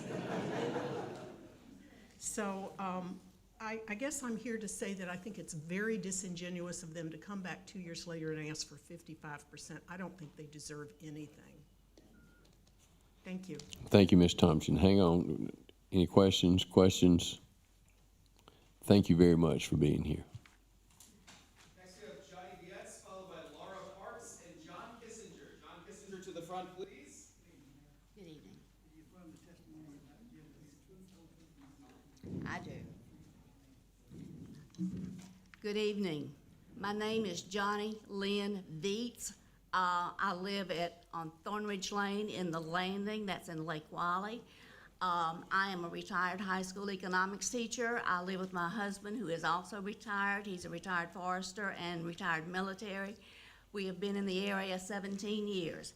On January 6, 2020, our water was shut off about 11 a.m. No one rang the doorbell. Our credit rating is above 800, and the bank records showed that the water bill had been paid. I called customer service. After 90 minutes of speaking with at least 2 different people, I discovered that they had no record of payment. The only way to have the water restored was to call another number and pay $200.96 via credit debit card. I gulped, but I did this knowing that I had bank records showing we owed nothing. The water was restored that afternoon about 4 p.m. I called the local Blue Granite representative who researched the account, and a few days later said I would receive a credit. I wanted a full refund. Just 1 second. And he said he would take care of it. A few weeks later, I received a partial refund and a credit to the account. My concern was, what was Blue Granite doing with my $200 while I was waiting for a partial refund? I eventually did get it, even though I was charged a $40 reconnect fee, and that was eventually taken off my bill. My concern is that I went through 4 layers of communication before my situation was resolved. It was resolved. I volunteer at Clover Area Assistance Center in Clover. People come in to get financial assistance, usually for utility bills.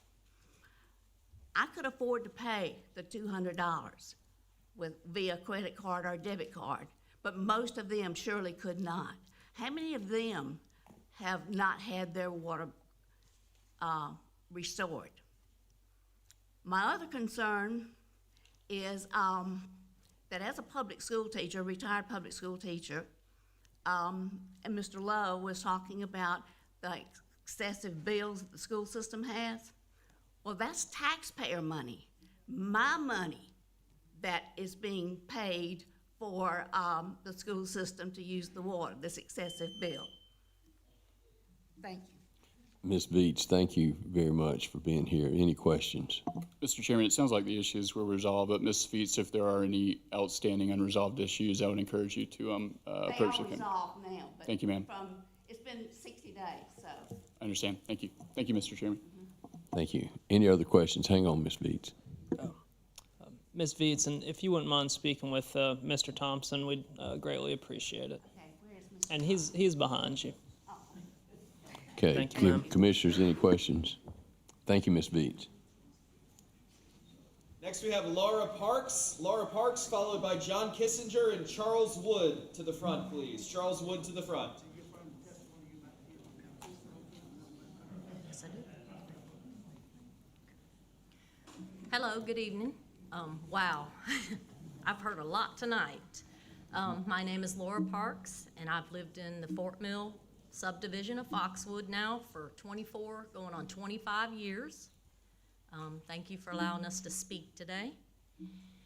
We're here again after only 2 years ago, a 30% increase, 30%. Now we want 50, 55%, whatever they want. I already have a bill that averages $150 a month, okay? You're gonna tack on 55%. I'm gonna have a water bill well over $200, okay? Where does it end? When is enough enough? How much money do we still have to keep coming up with, okay? The average water sewer bill for the town of Fort Mill, and I got this information right off the internet, off the South Carolina Rural Infrastructure Authority, is $75.65 for 5,000 gallons of water with sewer. I'm already paying that double, and that's before the increase. The increase hasn't even come yet. I think it's ridiculous to even consider granting their request and entertaining these ramifications that this brazen piracy will bring about for the residents that lived here or any of the communities that they service. Thank you. Thank you, Ms. Parks. Any questions? Ms. Dover. Thank you. Ms. Parks, you mentioned the Foxwood subdivision. Yes, ma'am. Do you know roughly how many homes are in that subdivision? 216 to 220, roughly. So what, $34,000 right now at $150 a month? I'll trust your math. Thank you. It's close. It's not accurate on, but it's close. Other questions? Thank you, Ms. Parks. Thank you. Thank you for being here. Next we have John Kissinger. John Kissinger, followed by Charles Wood and Catherine Myrick. Raise your right hand. Do you affirm the testimony you about to give will be the truth, the whole truth, and nothing but the truth? I do. All right, please state your name for the record. Yes, my name is John Kissinger. I live in Timber Lake on Wheel Tree Road. I'm new. I've been here about 3 years. The only reason I was here was I always thought that our water was a little high. I've lived in a whole lot of places, and I've never had water as extreme as this, especially living near Lake Wiley. But fact of the matter is that I didn't think a whole lot about it because utilities ask for more money here and there. But when I realized what they were asking for and what they're doing, it's ridiculous. I refer you to Wall Street Journal on February 3rd. There was a write-up about Lake Wiley. I'm sure a lot of you saw it. But I couldn't believe that our rates are, whatever, $105 a month on average. And the average in this area is about 57. And when I saw those stats, I figured, that can't be. But talking to other people, yes, it is. So why such a dramatic increase? I thought about it for a minute and I says, wait a minute, this is a private company. I've only had one private company supply water to me in the places that I've lived before.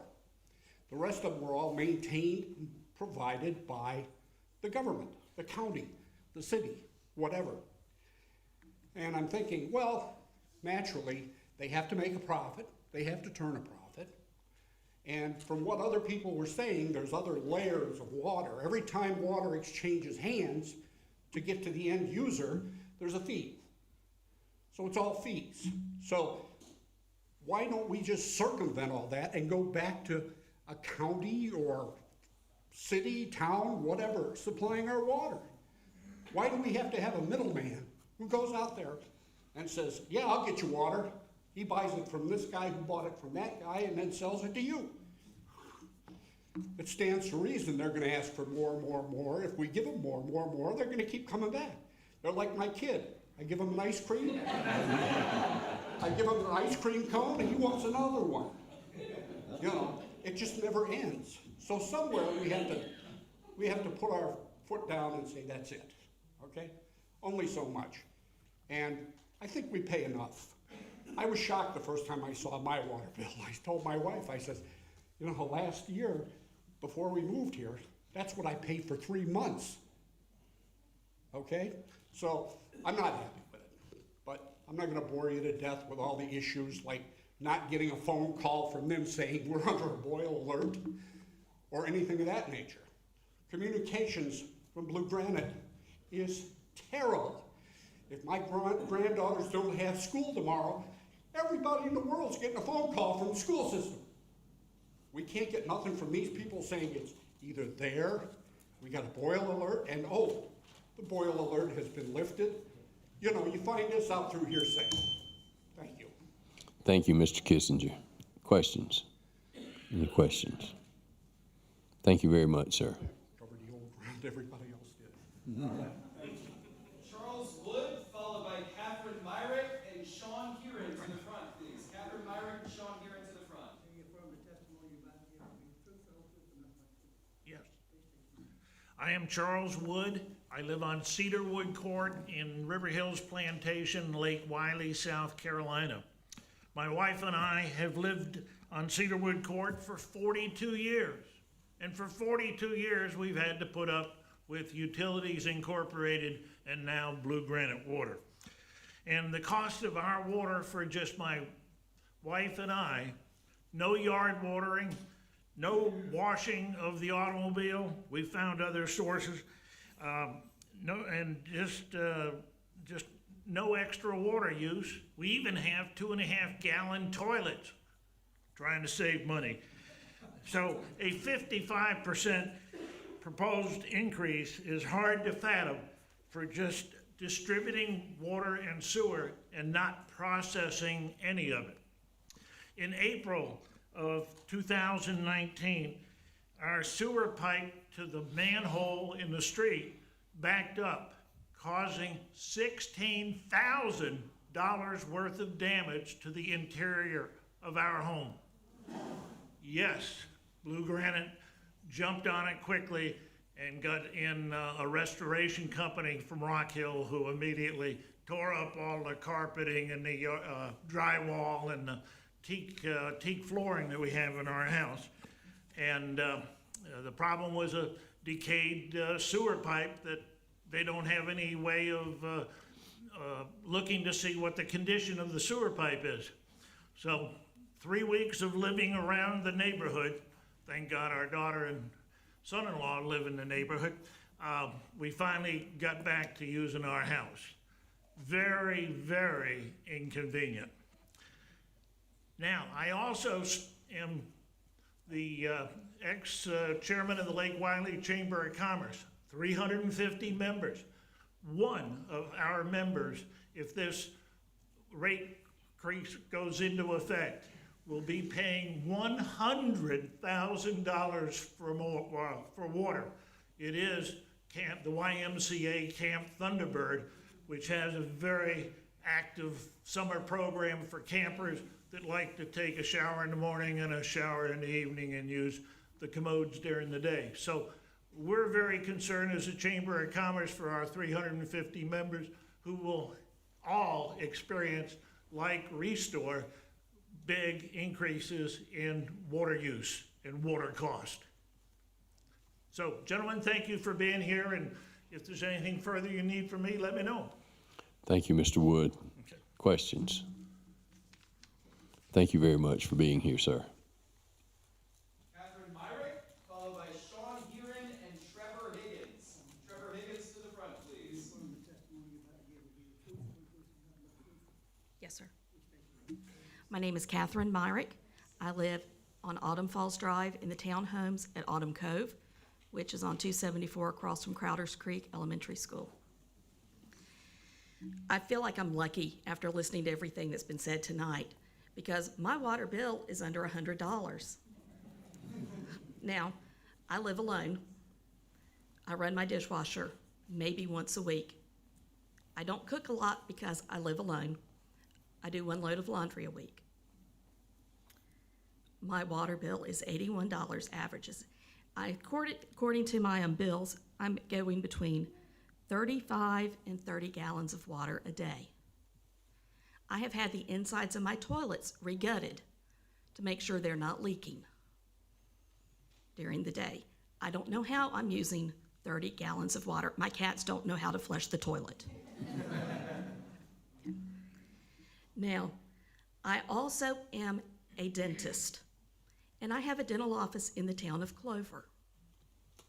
I've pulled the past 2 water bills for my dental office, which uses water on every patient, has 2 working commodes, which use more water than the ones in my house do. My water bill for my office is less than my house. I have my water bills here with me. I will be happy to share them with anybody who wants to see them. Also, this summer when we had the water outages, I got notifications that we were under restricted water use. Now, this was while it was raining every day and we had no water.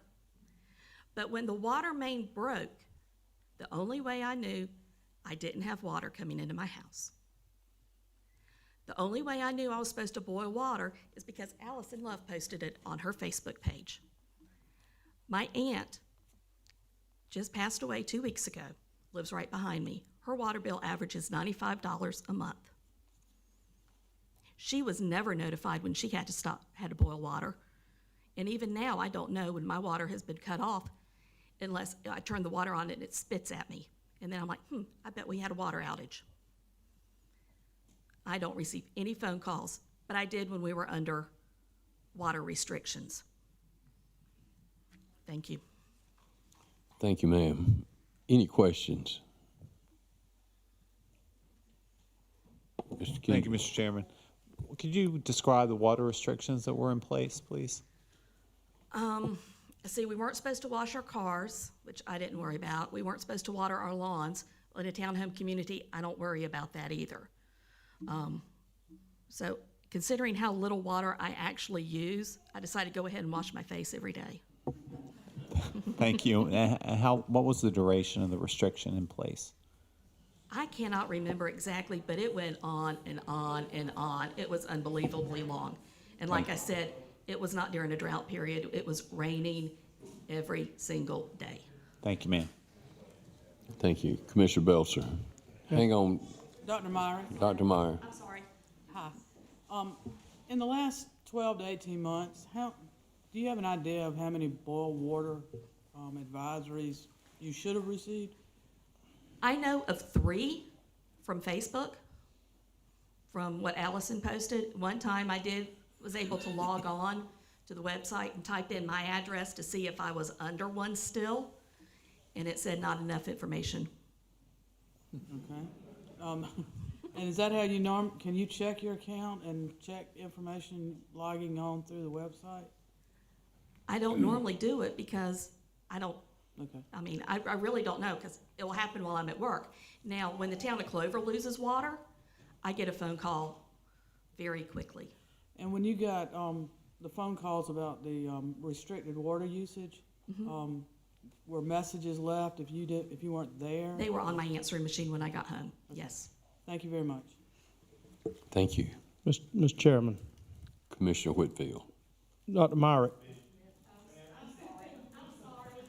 I just wanted to thank you for your testimony and ask you if you wanted to redact your account number, other information, and leave your bill and enter it in and make it part of the record. Do you want to? I just handed it over to Allison Love, and yes, I will be happy to do so. Well, if you want to see one of our staff members and we can make Okay. sure you redact the And just for appropriate information. Apples and apples are on there. I have water fee and sewage fee on both. The only difference is I have a DHEC fee for my office. Well, if you would get Thank you, that over to ma'am. Mr. Richardson, we. Okay, we'll mark it as Exhibit 44 for identification. We have Sean Huron, followed by Trevor Higgins and Frank Bynum. Frank Bynum to the front, please.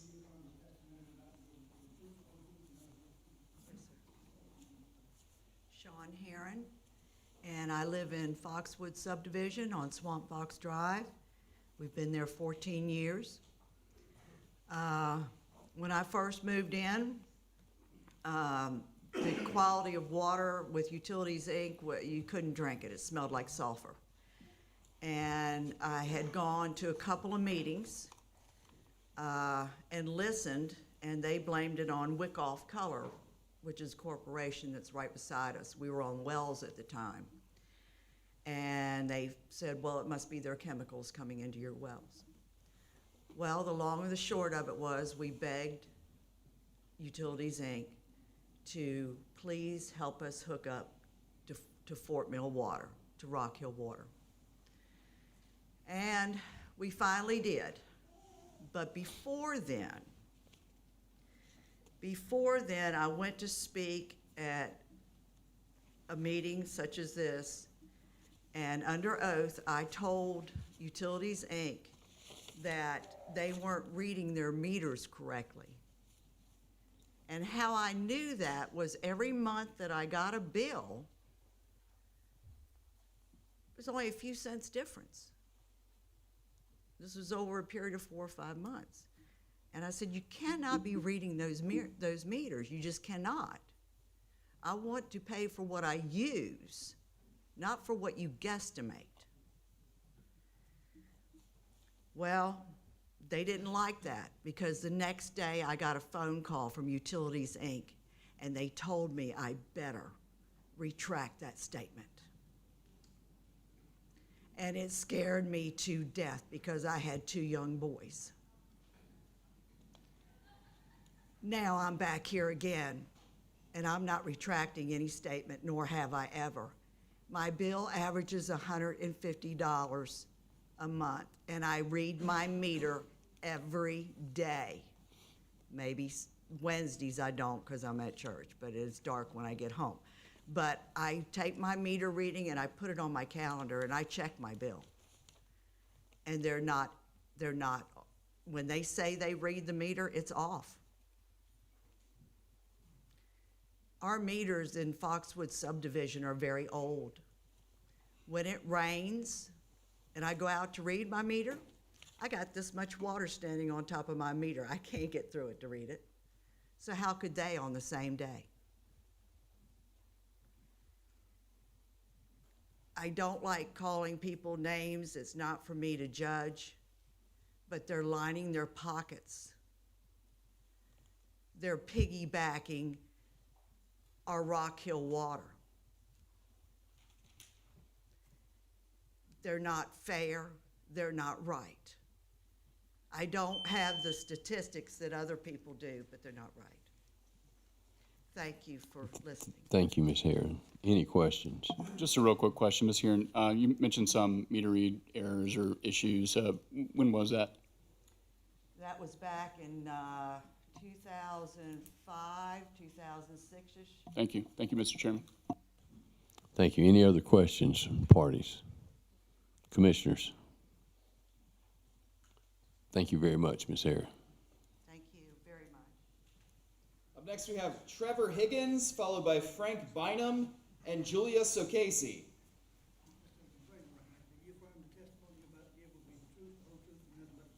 Yes. My name is Trevor Higgins, and I live in the Landing on Shady Knoll Court. So good evening, council members, community members, and those representing Blue Granite. Thank you for the opportunity to share my thoughts and experiences with Blue Granite. My wife and I moved, along with our two little kids, to the Landing in September 2019 from Pineville, North Carolina.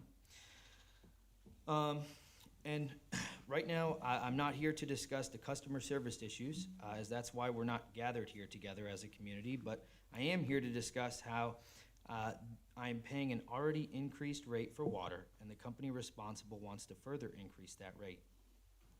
Now, I understand that they buy water and sell it to make money, and I'm not naive to the fact that they have to make a profit. But a further increase is highway robbery, considering we do not have another option for a water company. The average water bill when living in Charlotte was $68 per month. Now that same bill averages $159 per month.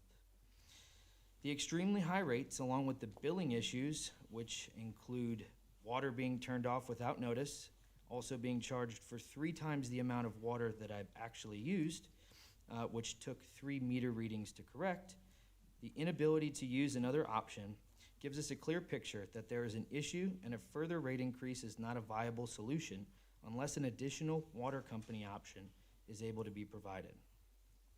If you add that increase up, it's roughly $1,100, which against the median income in South Carolina, which is nearly $10,922 below the national average. This increase, not the total bill, just the increase is a 2% of that, the annual median salary income. So that's $1,100 that I could use for my children's education, $1,100 I can use for my retirement plan, and $1,100 that I can use to support my community in different initiatives, transportation and sustainable community growth. So as you deliberate, I just ask that you take that $1,100 into consideration and what that means for other people. Thank you. Thank you, Mr. Higgins. Any questions? Commissioners? Yes. Thank you. Thank you. Oh, I'm Commissioner sorry, Belser. Yep. Mr. Higgins. Yeah. Tell me again about your billing issues. Yeah. So in December of 2019, we were billed for 11,822 gallons of water. We average $3,500 gallons over the last 3 years between Charlotte and Lake Wiley. That's our daily usage for 2 adults and a baby and another baby. That took, just actually got corrected about 2 weeks ago. Finally, we got a credit on our bill, but that's 3 months to get that corrected. And 3 meter readings, by the way, 3 different meter readings, which I had to call and use some persuasive language to get more people to come out to say there's no way I can use 11,000 gallons of water. And were you disconnected at some point?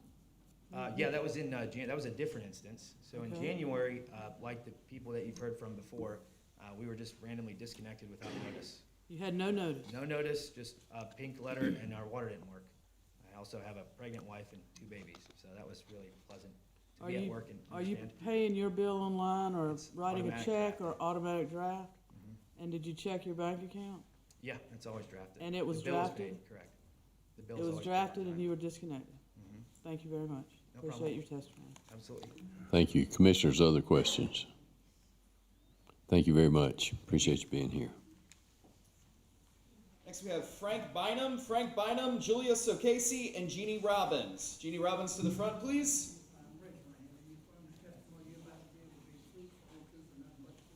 I do.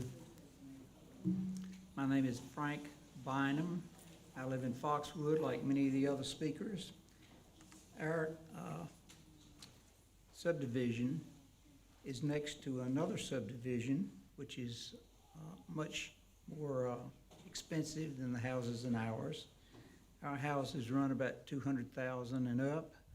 The subdivision next to us, known as Springfield, they run about $750,000 and up. I have a couple of water bills from one of those residents.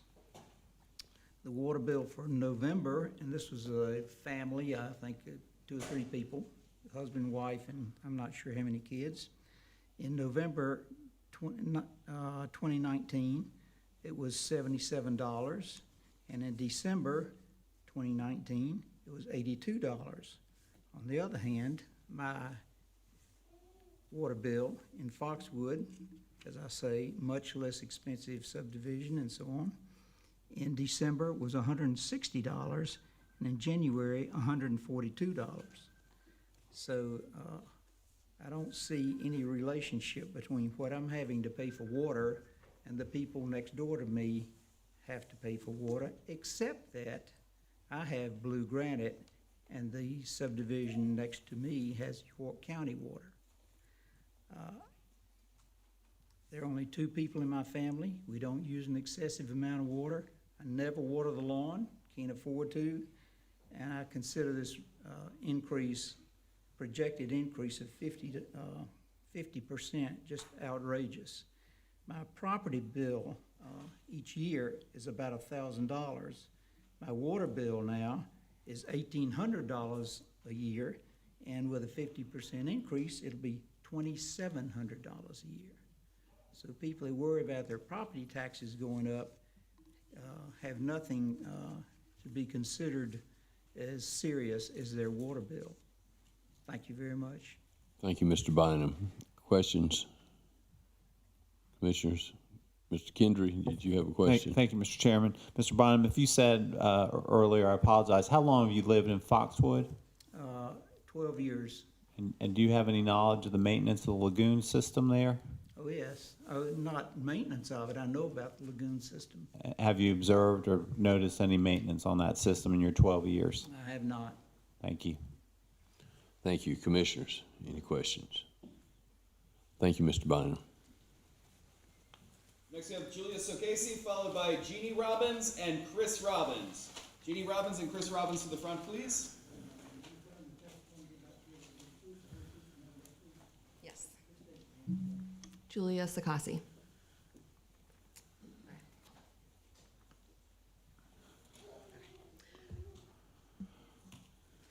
I'm just going to read you what I wrote because I'm super nervous. Okay, so my name is Julia Socasey. I'm a 4-year resident of Lake Wiley. I live in the River Hills subdivision on Tall Pines Court.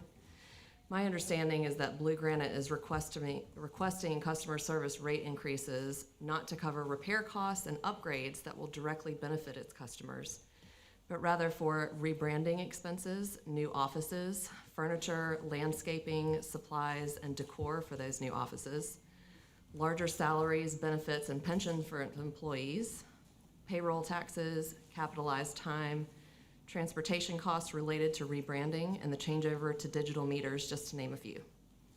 While it seems obvious that charging its customers for optional expenses that are unrelated to the level of service they will receive is outrageous, I'm here to protest to these proposed increases by sharing my family's experience with Blue Granite just over the last year.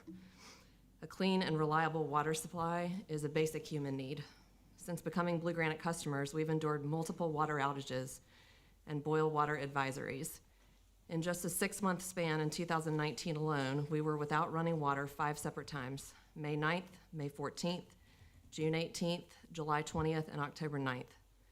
The outage in October forced schools to close and cost local businesses countless dollars of lost revenue from being unable to serve their customers. Ma'am, Ms. Socasey, I think.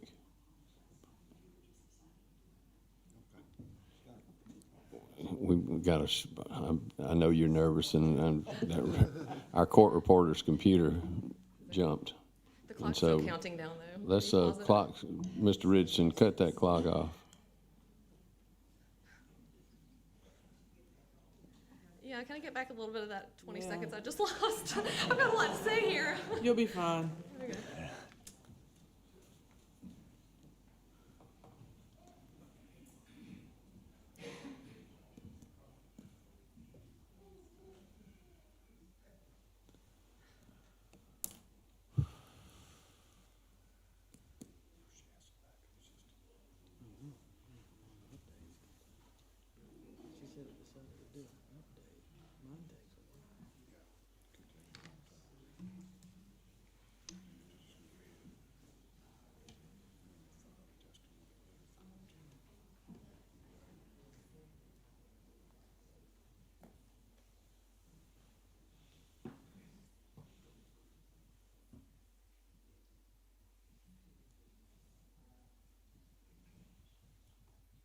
Ms. Oster, you wanna sit down while she's working on that? Can I? Is that okay? Okay. There's a seat right a couple of rows back. Why don't you just?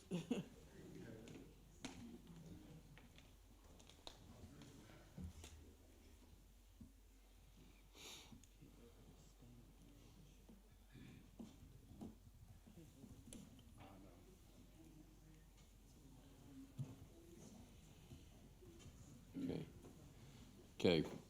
We're going to take a short break while Ms. Sweet gets her computer back going. We'll start back in between 5 and 10 minutes.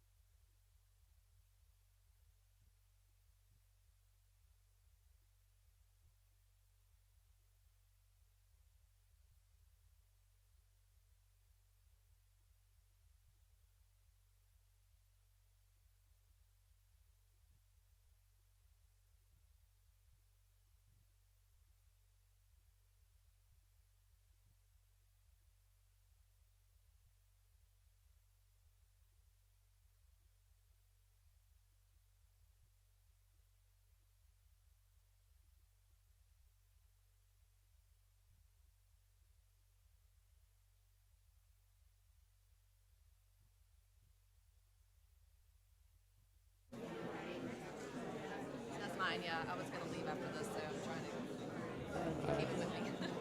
Yeah, we got to take a minute.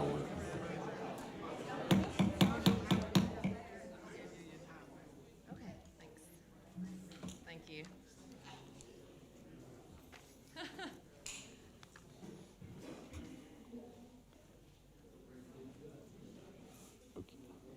Okay, are we ready? She ready? Yeah. Okay, Miss Sakasi, I'm so sorry that we had that happen, so we will let you start again. Okay. Do you want me to start from the beginning and slow down? That'd be better? Or just no. pick back up where I left off? Okay. I'm Yeah, gonna pick backtrack back like up where you left off. You'll have plenty of time to get. Okay, so I just listed all the dates that we had water outages. Yes, ma'am. Okay, so the outage in October forced schools to close and cost local businesses countless dollars of lost revenue from being unable to serve their customers. I can't speak for every Blue Granite customer, but our family personally decided not to patron our local Lake Wiley restaurants for several days following each of these outages because we were unsure of the safety of the water supply. Also during these outages, we had an infant at home who was dependent upon formula mixed with Blue Granite water supply for every meal.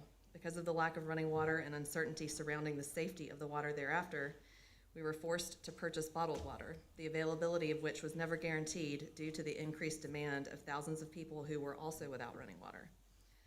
We were also placed under a strict water ban beginning May 31st and ending October 7th of last year. During peak summer months, we were forbidden from filling up our swimming pools, watering our dying lawns, or washing our pollen-coated cars. Blue Granite paid their employees to ride around in company vehicles looking for offenders so we could be threatened and fined. All of this was imposed upon us because Blue Granite was unable to supply enough water to our growing community.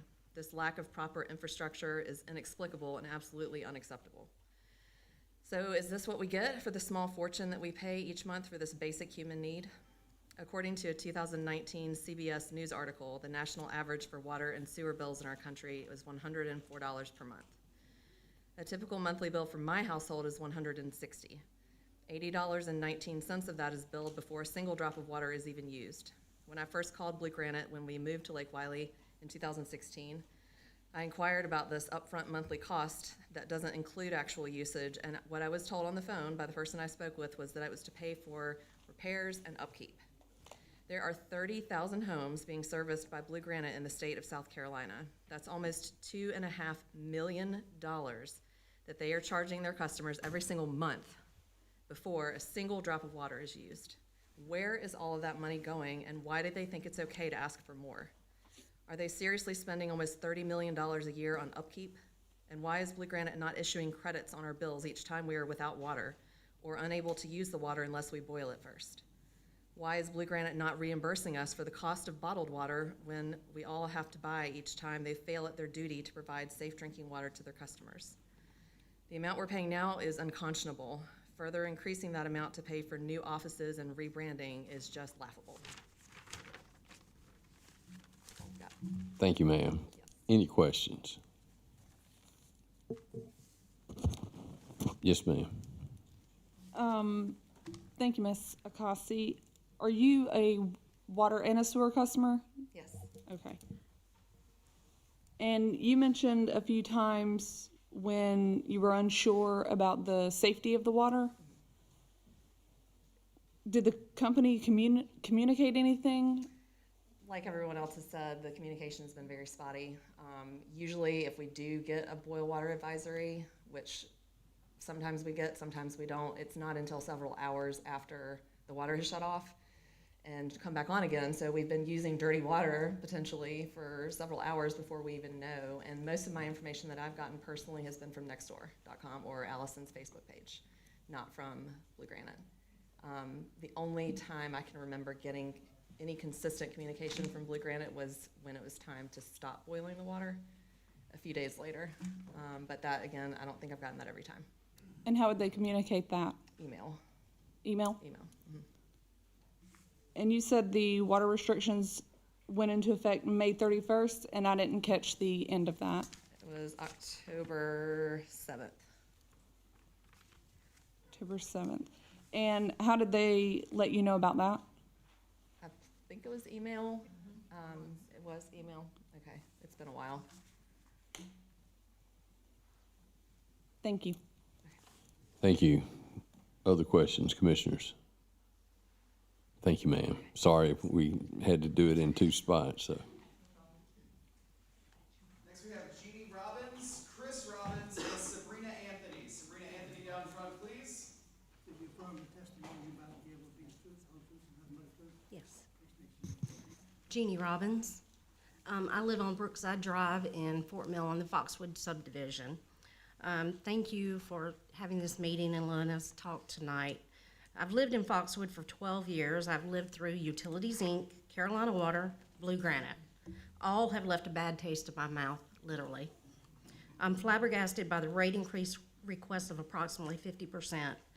30% 2 years ago was a challenge. This is bordering insane. This far exceeds the inflation rate and the cost of living, and that with a booming economy right now. I've noticed that we have lost many neighbors in the last 2 years, and I'm sure it has to do with the non-quality and cost of our famous water company, Blue Granite. And you would think with the housing shortage in Fort Mill that we'd see a great return on investment, but our past neighbors have sold lower than the average in Fort Mill. I wonder if it has to do with the amount we spend on water and sewer. I'm pretty sure that Blue Granite is allowed to continue in their current request for rate hikes that my water payment will soon exceed my house payment. In 12 years, I've replaced fixtures when their water was undrinkable and pipes in my house from corrosion. In 2018, I had to replace my sewer line because the sewer was backing up into my downstairs. Lo and behold, the issue was not mine, but Blue Granite's. Then Carolina Water. After the plumbers dug up my yard and replaced the pipe all the way to the hookup tap, they could see roots in the clay pipes. Yes, I said clay pipes. That's how old the pipes are. Then I had to get the water company to come out and cut out the roots. They did come out, but refused to replace the pipes because it would be too expensive. They told me, do you know how much that would cost us? And I said, it cost me a few thousand just to verify that my lines are clear. How are you going to guarantee that the inspections, that your pipes will not fail again? They said they would put me on a rotation of pipes that are inspected, and if need be, would cut the roots out. This was supposed to be every 3 months, and I found that it's more like 6 months, and even then, they do not always cut the roots. My neighbor informed me that they have to do the same for her, and her insurance company at one point sued the water company. With this being said, what did the last increase do for me? Nothing. They have spent zero on our infrastructure. They only show up if water is spewing from the ground, and I'm pretty sure we pay for that unused water too. We have only received Band-Aids from them, and not even the good ones, but the store brands. In September 2018, I received a bill stating that I had used 10,070 gallons of water with only 2 people in my household. My average usage from January through August was 3,300 gallons per month. I called the water company and was basically told, too bad, you must have used that much water.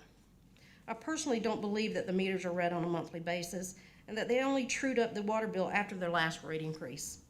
I filed a complaint with the ORS, and the water company replaced and tested my meter and then had the nerve to tell me that it was not reading the meter water correctly, but more water was going through, but they were going to let that slide and did not even work with me on the bill. Can I finish? I have a little bit more. Go right ahead. Thank you. Complaints against this utility are consistent and numerous, by far exceeding any other water utility in volume and duration. Yet they have some of the highest rates in the state of South Carolina. They are consistently fined for improperly getting rid of waste and expect us, the consumer, to pay for their bad management. The last time I checked, I was not an investor in their company who should be expected to pay for overhead expense. This includes paying their legal fees, the creation of a storm reserve fund, expenses linked to their name change, remodel of their headquarters, or moving expenses. This in no way provided a benefit to me or my neighbors. I would also like to know why I should get charged for unaccounted water and why they cannot or will not provide specific water loss audit information. The use of contractors instead of their own employees cannot possibly be cost effective nor inspire confidence in their customers. I am a consumer who is used to paying for quality. I don't see quality in the non-service that we receive from Blue Granite, and therefore I plead to the Commission to stop the insanity and deny the rate increase, possibly decrease it. Thank you for your time. Thank you, Ms. Robbins. Any questions? Just a quick question, Mr. Chairman. Ms. Robbins, it sounds like after your high water bill that the company replaced the meter, is that right? They did. Was that issue resolved by the company? We have not had another bill that high since then. Thank you. Thank you, Mr. Chairman. Thank you. Other questions? Mr. Knowles? Are you continuing to have issues with the pipe inspections? I do. I have to call them regularly. Okay. Typically, I don't go through the customer service. I have a direct phone number for one of their employees, and he will call me back and tell me that he has to call the contractor to find out any information on my pipes. Okay, thank you, ma'am. You might try talking with Mr. Ryder Thompson behind you, too, on this issue. Mr. Belser? Thank you for being here. I was gonna ask you about, when you mentioned in your testimony, contractor versus their employees. Right. And so, the contractor is the person that comes out to inspect the pipes for roots, is that Yes. correct? Yes. Okay, do you know, is that the only time you've seen or had dealt with a contractor versus their employees? For me personally, yes. Okay, thank you very much. You're welcome. Thank you. Any other questions? Thank you, Ms. Robbins. Thank you. Next we have Chris Robbins, followed by Sabrina Anthony and Jim Ewers. Sabrina Anthony and Jim Ewers, please. You affirm testimony you about to give will be the truth, the whole truth, and nothing but the truth. I do. Chris Robbins. As you may have figured out, that was my wife. She's a whole lot better eloquently speaking than I am. I don't have the terminology she has. She takes care of the bills. I take care of trying to get the money in to pay the bills, as both of us work. So, but with that being said, I appreciate you giving me a few minutes to express my feelings and my opinions about this. As she stated, we've had issues in the past. We've had issues with having to replace our own lines. Come to find out it wasn't our lines, it was their lines. So, needless to say, there's been countless amount of issues. Well, in the last 2 years, I have currently went to work for utilities. So now I understand a little bit more about water and sewer.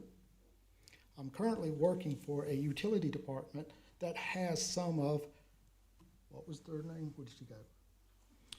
What was their prior name? What was your prior name before Blue Green? And okay, so I can't. Okay, so anyway, their prior name. And in doing so, I go out now and I dig up some of these lines where they've repaired them. So I see some of these repairs. I see what I would call patch kits. We are told and instructed, due to their reputation they left behind, that we're not going to do that.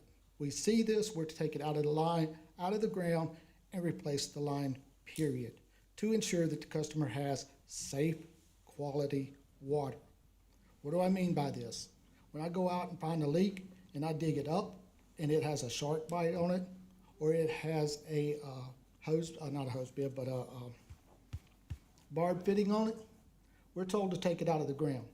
We don't want that. We replace it with quality parts, brass parts, where I work at right now. I've yet to see anyone come to my neighborhood. So, and that being said, I want you to understand, I understand the service part of it because I service customers, but I am a customer. So I'm sitting here seeing them come to my neighborhood, and they do not, in no way, shape, or form, perform the services that we do at a lower rate. They're asking for a 50 to 55% increase. And it's my understanding that it is some to do with infrastructure. Where? Because I'm working in it. So I see what they left behind. I also live in it, so I see what they do.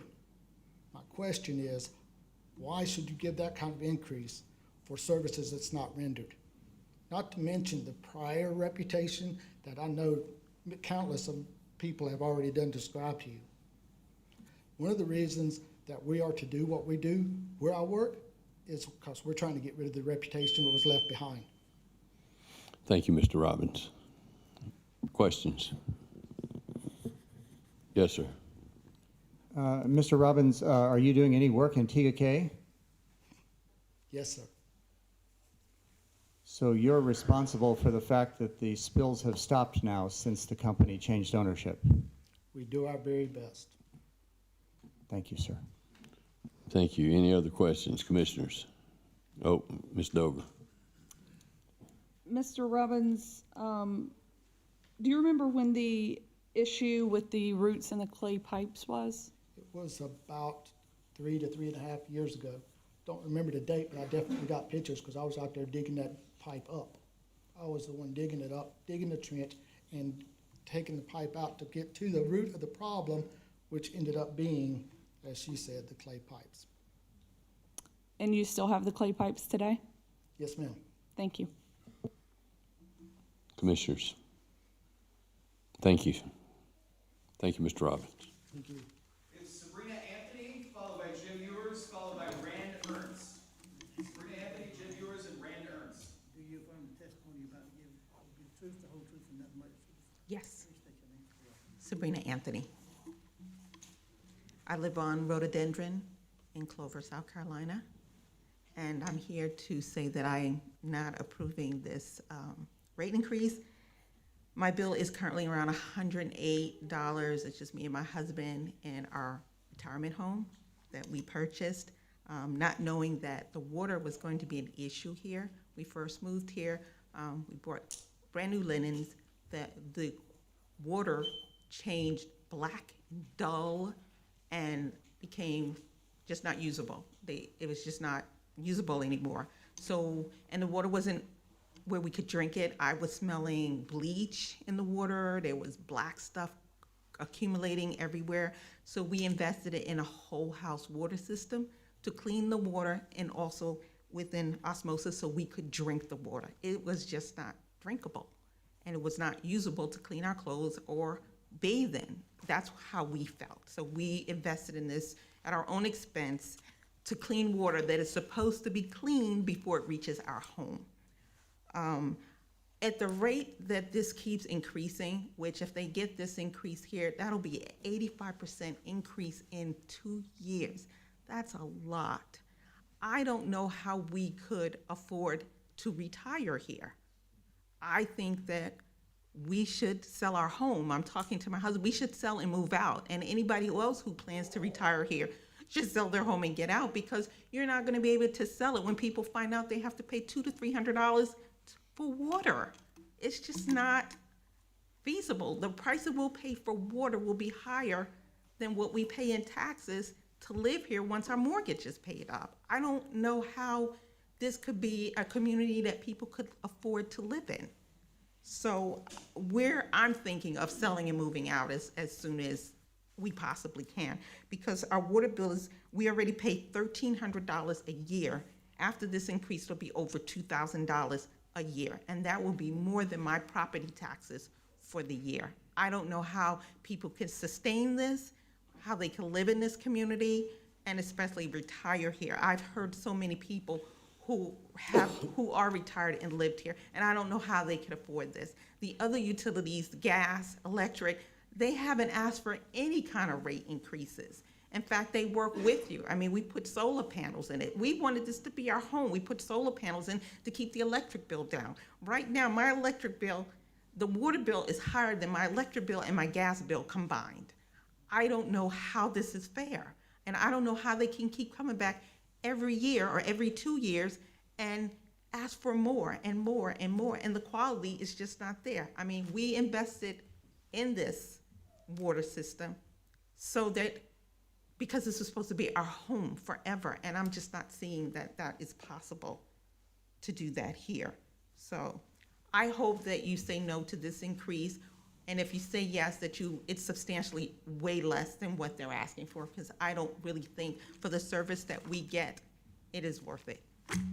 And that's all I have to say. Thank you for allowing me this time. Thank you, ma'am. Hang on. Any questions? Just real quick, Miss Anthony, you mentioned some water quality issues. About when was that? It was from the first year that we moved in here in 2016. I had your guys come out and I showed him my brand new towels versus the ones I had just washed. We hadn't even had those towels a month and they were turning black and dingy. Thank you. Thank you, Mr. Chairman. Thank you. Any other questions? Mr. Knowles. Thank you, Mr. Chairman. Ms. Anthony, are these water quality issues continuing? Well, I don't know because I have a whole Purchase house the of water system. system, so my water is pretty good right now. Because I pay to have it clean and I pay to have it serviced every year, at a cost of $300 to $400 a year to have it serviced so that the water does stay. Because when they pull out the filters, they're absolutely filthy. Thank you, Ms. Anthony. Thank you. Commissioner Whitfield. Thank you, Mr. Chairman. Ms. Anthony, Mr. Knowles basically asked my question, so your testimony is that you don't really know at the current time if your discoloration issues, bleach smell, all these other things, if they were, you don't really know if they were ever corrected or not because you've invested all, and how much do you say you have invested in this system? I think it's somewhere between $1,000 to $2,000. And then every year we spend about $300 to $400 having it serviced, where they come in and pull out the filters, and they are pretty gross. So I'm thinking, no, they have not improved their water quality. Okay. So you're, in answering Mr. Knowles' question, you think is still continuing? Yes. Were you not to have that system, you would still be receiving Funky water, yes. Yes, ma'am. Thank you. That's all I have, Mr. Chairman. Thank you. Thank you, Ms. Anthony. Thank you. Jim Ewers, followed by Rand Ernst and Thomas Wilson. Thomas Wilson on deck. Good evening, sir. Please raise your hand. You affirm the testimony you're about to give will be the truth, the whole truth, and nothing but the truth? I do. Please state your name, please. Okay. I'm Jim Ewers. I live at 2 Catawba Ridge Court, Lake Wiley. It's been about a couple of years ago, the Charlotte Observer wrote an article about the Charlotte-Mecklenburg Utility Department. In it, I learned that their rates were 1/2 of what Blue Granite charges. And I got to thinking, now, what could possibly be the expenses that would justify something like that? I went on the internet and I Googled Blue Granite, and they are part of Utilities, Inc., who is part of Corix, who is privately owned by British Columbia Investment Management Corporation. I'm wondering, we have 4 levels of ownership. I'm wondering if there's a overhead markup at every level. And if there is, I don't think that's correct, and I would hope that you would correct that. Thank you. Thank you, sir. Any questions? Thank you very much. Appreciate you being here. Next we have Rand Ernst, followed by Thomas Wilson and Ryan Weather. Ryan Weather on deck, please. You affirm the testimony you're about to give will be the truth, the whole truth, and nothing but the truth? Yes, I do. Hi, my name's Rand Ernst. I live on Summerside Drive in Autumn Cove subdivision. We've been living there a little over 10 years. When we moved in 10 years ago, my daughter was just turned 4 years old. And not long after moving in, we've noticed poor water quality as far as we'd end up with black rings around our toilet. Every so often we see black substances coming out the spigots that she brushes her teeth with. And I called Blue Granite and they said that the waters were just dirty and they just needed to flush the lines because of the new construction in the neighborhood. They said they did that. They came and ran the hydrants for a while. Absolutely no change whatsoever in the quality of the water. Went ahead and bought a whole house filtration system for our house just because of my concern for my daughter and our health. It helped a little bit, but not enough. Whatever it is fine enough to where it's making it through the higher end filters at Lowe's. Okay, so that's one issue we have. So looking at the service issues, we have the less than clean water. We've lost service on numerous accounts. I don't have all the statistics. I really wasn't planning on speaking today, but I felt it was necessary. So we've lost service quite often, not often, but several times. We've had water boiling issues, whereas like everybody else here has testified, really, I've only got notice once or twice ever. Facebook has been much, much more reliable than my overpriced pay for Blue Granite, okay? We have low pressure in our water. We have pressure that is so low it can't use the shower massage because there's not enough pressure to push it in our shower. Okay. We've gotten double billed before, which took an extremely long time and many calls to go ahead and fix. Okay. Then, additionally, for the prices that we're paying, we were told that when we can wash our car, if we can water our lawns, and the water Gestapo, we're going to be driving around our neighborhood and watching. This is after paying absorbent amount of money for this privilege. Okay, so I want to look at this as, or make my plea based on the fact that cost versus services rendered type relationship. Okay, first off, we're in a monopoly situation. We moved here, we have no choice, we have to use their water. We have to use their sewer.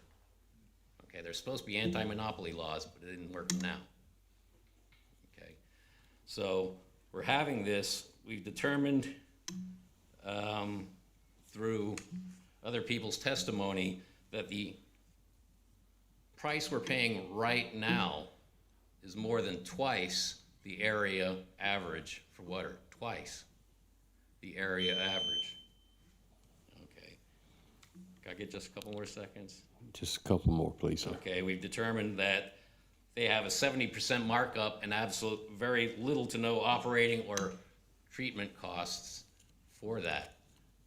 Given those numbers, I don't know how they can justify what they're earning now, and they want an increase and not just an increase of 50% increase. That's absurd. Okay. Thank you, sir. Questions? Thank you very much. Appreciate you being here. Next we have Thomas Wilson, followed by Brian Weber and David Rofton. Sir, I would like to concede my spot to someone else. Am I allowed to do that? Yep. Yeah, he's on the list, he's further down. We were comparing notes, I like his notes better than mine. That's fine. That's fine. Go ahead. You affirm the testimony you're about to give will be the truth, the whole truth, and nothing but the truth? Yes, I do. Yes, sir. Please state your name. My name's Ray Williams, and I live on Squirrel Lane in Lake Wylie. We've heard a lot of facts, saw a lot of emotions, but I've been watching this for 10 years. I've been coming to these meetings every other year when they ask for a tax increase. And over this time, we've always wondered, who are these guys? I heard they were a Swedish-owned company a few years ago. And my predecessor actually found who they are, and they're owned by a Canadian company, BCI. What's interesting is to look at BCI's own words about their water companies. And I went to their annual report and I read it in detail, gentlemen, and it's very hard to find. You've done a good job of hiding who you are.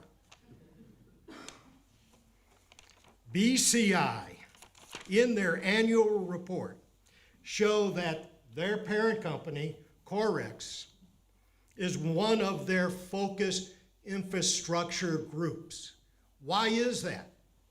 Because they make a ton of money.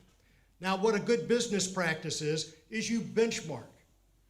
And BCI benchmarks the industry that these guys play in. And what we found from their own words and their annual report is that the benchmark that they found for the industry is what? 7%. What are these guys making? Last year, 9.7%. 38% above the benchmark that they calculate. 38%. Who in their right mind could approve these people to get an additional penny? Because these are their words, not us who have to live with them.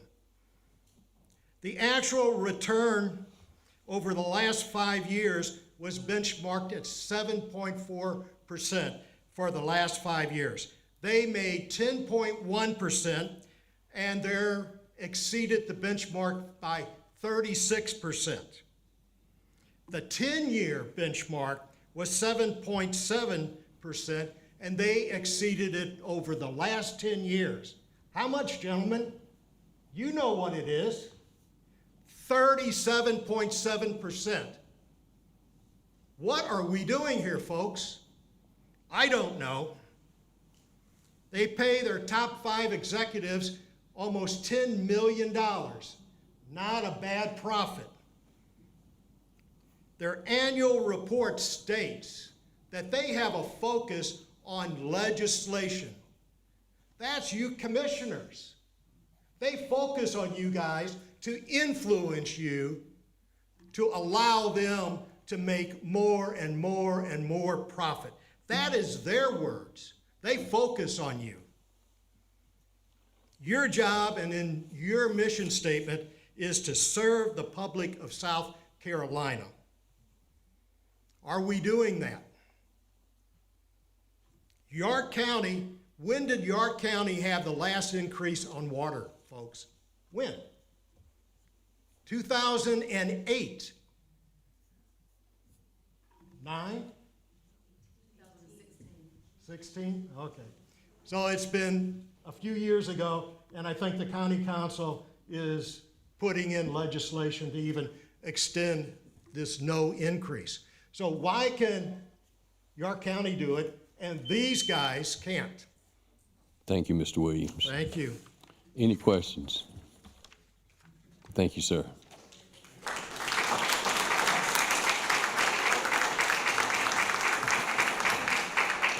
Next we have Brian Weber, followed by David Rofton, followed by Alan Vestig. Do you affirm the testimony you were about to give will be the truth, whole truth, and nothing but the truth? I do. My name is Brian Weber. I live in the the Foxwood subdivision on Swamp Fox Drive.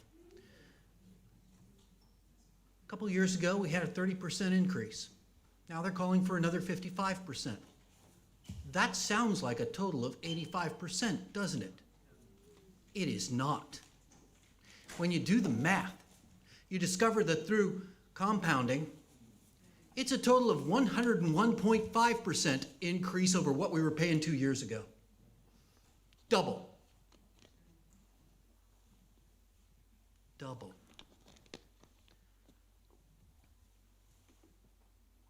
In my profession as a chemical engineer, we had a word for that. That word is nuts. I won't tell you the word we had for it back on the farm. Can't use that language here. 101.5% increase over 2 years ago. They want you to approve that? We have no choice of anyone else to go to. We can't go to a competitor. We can't drill a well in our front yard or use a septic tank and drain field system. We're stuck. They have us over a barrel. You are our only hope. Thank you. Thank you, Mr. Weber. Any questions? Thank you. Up next we have David Rofton, followed by Alan Vesting and John McCallion. Alan Vesting and John McCallion on deck. Do we have any of those names in the building? One more time, David Rofton, Alan Vesting, John McCallion. Amina Lukman. Celia Broom. Amina Lukman and Celia Broom, followed by John Michael Vandergriff. Do you affirm the testimony you about to give will be the truth, the whole truth, and nothing but the truth? Yes, I do. Amina Lukman. I live in Harper's Mill subdivision. I recently moved to the Clover area in June of last year. Now, I'm proactive when it comes to finding about utilities because I'm single. I couldn't get any information on the fact that it was Blue Granite that provided the water. Otherwise, I would have had second thoughts about moving to this area. And after living here for these many months, I'm seriously considering moving. Now, I have worked in the healthcare field for over 40 years. I know I don't look it, but I have. Now, I wash my hands a lot, because every now and then when the doctor's office don't have any help, they call me. And I'm retired. I'm retired working. But my water bill through Blue Granite is over what I pay for Duke Energy and my gas bill combined. It's me, myself, and I, and a 13-pound poodle. I bathe daily, she doesn't. I drink bottled water and have for years. This is the 5th house, and I hope the last house I would have to buy. But at the rate that I'm going with Blue Granite, I'll have to move again, further south. I left Ohio, I've been to Columbia, I've been to Rock Hill, Fort Mill, and now the lovely neighborhood of Lake Wiley. And all those years, I have never had a water bill over $35. And I am the oldest of 10 with a lot more family members. With them visiting 13 at a time, water bill was never over $45. Why am I paying $106.05? What is, wrong glasses. What is a Safe Drinking Water Act fee? I drink bottled water. I don't drink tap water. Neither does the dog. So their prices are ridiculous.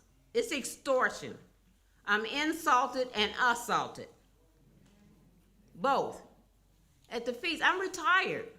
A lot of us, look around this room. A lot of us are retired.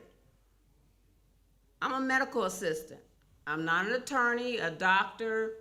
A lot of doctor's offices that I worked for, we didn't have a 401k plan, so I'm living on Social Security. I can't afford a 55% increase in my water. If I had somebody else to get my water through, I would. Thank you. Thank you, Ms. Lukeman. Any questions? Thank you very much. Next we have Celia Broom, followed by John Michael Vandergriff. Celia Broom, John Michael Vandergriff with Linda Fatal on deck. Did you affirm testimony about the will be the truth, the whole truth, and nothing but truth? Yes. My name's Celia Broom. I live at 477 Snapdragon Drive in the Somerset at Autumn Cove neighborhood. We've lived there since September of 2014. However, I was raised in the Lake Wiley area. I just want to go on about the customer service. I wasn't going to come to this meeting. I had planned on it, but then after what has happened this week with Blue Granite, I knew I had to come tell what they have done to our neighborhood and how rude and just they hate people. So in September of 2014, we moved into our house, my husband and I. At the time, my husband had cancer, and we were going through a lot of stuff. So I set myself up on auto draft because that is one thing I didn't have to worry about. I knew my bills were getting paid. So approximately of March of 2015, our water was cut off. We were told that it was for non-payment. And I said, but I'm on an auto draft. How did I get a non-payment? And I looked up, and they had not drafted my account. And they said, well, you never turned your name in. Like, it's still under the builder's name. You never changed your account. And I was like, yes, I did. I have proof. And I had old bills where they had drafted my account, and I could show them my bank account where they'd taken money out. Well, Blue Granite had decided to, I think they were Utilities Inc. at the time, decided to just delete my account and said that I moved down the road and that's where they were the people who hadn't done it. And so they just decided to cut my water off and let them have water and me pay their bills, whereas I didn't have any. And of course, later that evening, they came and cut my water on after threatening a $75 cutoff fee, turn back on fee, when I had done absolutely nothing wrong. Now, we got all that fixed, back on auto draft. Last year, I opened a credit card that earned points if I paid. So I said, hey, why don't I put my bills on this, earn some points? Well, of course, in December of 2019, my account number was stolen, and I had to change everything back to an auto draft. And I did. I logged onto My Utilities Inc., changed it back to my bank account that was still saved on there, and went about my day saying everything's good. Flash forward to February 17th, 2020. I leave my door to go to work. I have an orange tag hanging on my doorknob that's on. They had come and cut my water off for non-payment, and I couldn't understand why. And so I called them, and they said, well, you never paid your account. I'm like, yes, I did. I changed it to my bank account. What happened? And she was like, oh, well, something went wrong. And I was like, well, let me give it to you. I want to pay my bill. I don't want to be, I don't want to neglect this. It's a bill. So I changed it. I gave the lady my information. She took my bank account information. She said, yes, this bank account has been used on this account before. I said, yes, I've used it in the past. It's what I want to use. I just have a little. And she said, you're good. She gave me a number. I called, had my water cut back on. I have the bill where it says I paid that. Last weekend, my dad's best friend died. We drove him to Savannah, Georgia, to the funeral. We had to check out of the hotel at 11 a.m., go to the funeral at 2 p.m. It was 70 degrees in Savannah, Monday. We were sweating and walking all around the city. We drive back to our house in Lake Wiley, get there at about 8:30 at night on Monday, March 2nd. There's another orange tag on our door. Our water's been cut off for non-payment because they said that I never paid them, that I paid it that night for the bill that I have. Y'all can have a copy of it. It says that I owe $141, and it shows that I paid $303 on February. It says it went through on the 19th, but it was the 17th. And so I paid that on the online to see if I could get my bill turned back on. They didn't come. The next morning I called and said, hey, I need water. I have a toddler, and I have to go to work. And they said, well, you still owe $300. And I said, why? I paid this. And they said, no, you didn't. You don't have enough money in your bank account, and so you overdrafted. And I said, there is no way that I overdrafted. I know for a fact that I had the money in that account to pay it. She said, no, you didn't. You need to call your bank. So I paid them $200. And I said, please come turn my water on. I need to take a shower. I need to wash my kid. And they said, we'll get there when we get there. I called my bank. The person at the bank actually laughed at me and said, they told you did not have enough money in your account? And I said, yes, they did. They said, well, if she would have actually billed us, we would have paid the bill. But we received nothing from Blue Granite requesting payment. And so I called again and told them that, and they said, well, we can't help if you don't have your money in your account. So I ended up paying, this has a little, $343.16 on that day for nothing. And I have two $40 reconnect fees for nothing. It was not in my hands. I cannot fix their billing system. I have the money. I told them how to get it. What else am I supposed to do? Am I supposed to actually take it out and hand it to someone there? How many people use a card or auto draft to pay their accounts? And on the bill, which I want y'all to have, it shows that it's an auto draft. And it shows that I should only owe $141. Thank you, Ms. Brown. Any questions? I'm sorry to hear about your situation. Adam James, the Director of Operations for the company, is in the hallway here. It sounds like an evolving, sort of ongoing situation. He'd be happy to address these issues. Oh. And I also found out when this happened, I asked on Facebook, our community, and I was the fourth house that had their water cut off that day, that all had a bill that said it was due on the 16th of March. Sounds like maybe some kind of systems issue that the company will look into, Mr. Chairman. But is water not like a necessity? No further questions, Mr. Chairman. Thank you. Thank you. Any other questions? Mr. Knowles. Ms. Broom, did you receive notice prior to your water being cut off on March 2nd or when it was cut off last year? No. No. Yes, ma'am. Okay, thank you. Thank you. Other questions? Commissioner Urban. Can we put your bill in evidence? Would you give it to him so we can mark it And for it has the identification? dates of the stuff. We need to make sure it's redacted. that you redact the information that you don't want on there. It's just my account number. I mean, if you want to pay my bill, go. It's for going to it. go in our, Okay, we'll mark that for identification as number 45.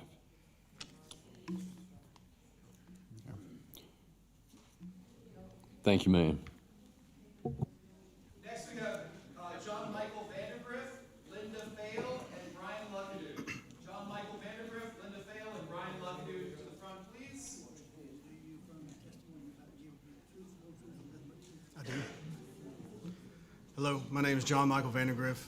I'm a Fort Mill resident. I live on Redcoat Drive. I've lived there for 12 years in the Foxwood subdivision. I'm on Blue Granite water and sewer. I have been the entire time. When I first moved in, I was shocked to realize how high the bill was. Just as a single person, it was, I believe, upwards of $70.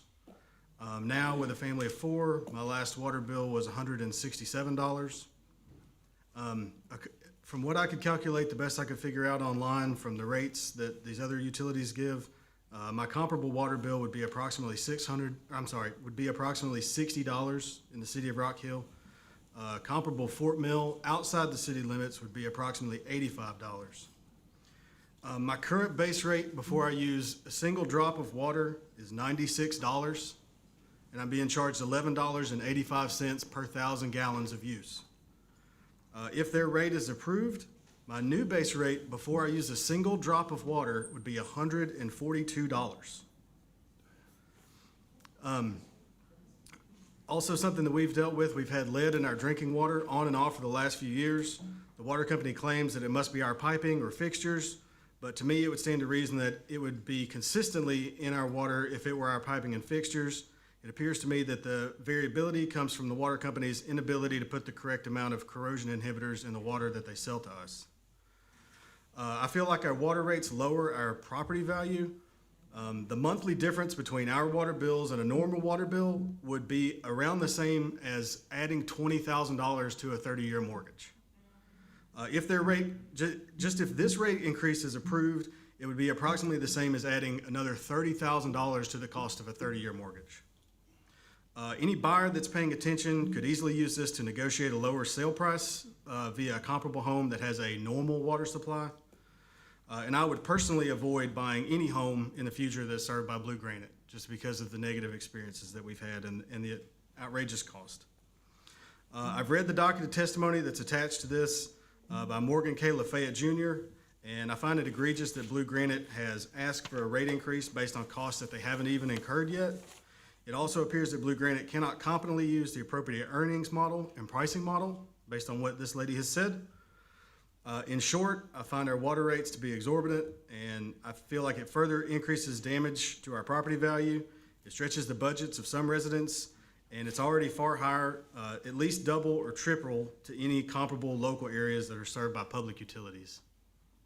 That's all I had. Thank you for taking the time to listen. Thank you, Mr. Vandergrift. Any questions? Ms. Dover.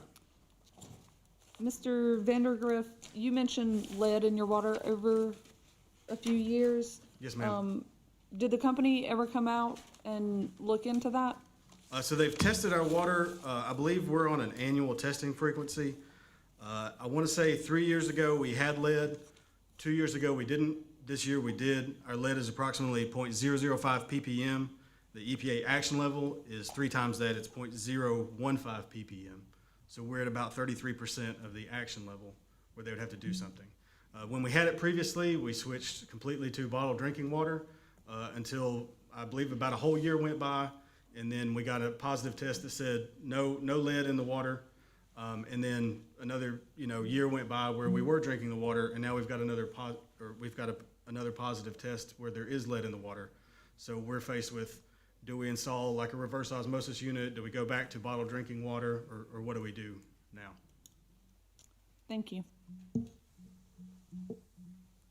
Any other questions? Thank you, sir. Thank you for your time. Next we have Linda Fail, Brian Luckadoo, Kelly Dela Cruz, Nico Dela Cruz. Brian Luckadoo, Kelly Dela Cruz, or Nico Dela Cruz? You affirm the testimony you're about to I do. Brian Luckadoo. Good evening. I just want to say thank you for the attention and listening to everyone. I think that's a great thing with usually government. We always complain about it, but this is an opportunity to be able to speak to you guys on something that really matters. But we had, I guess, analog water meters, and they had recently switched them out, and I live in the Autumn Falls townhome community. They switched out the analog meters to a digital one. We had a water bill come in. I think I had a 31,000 gallon water bill. And I have a family of 4. We usually about 4,000 to 5,000 is average.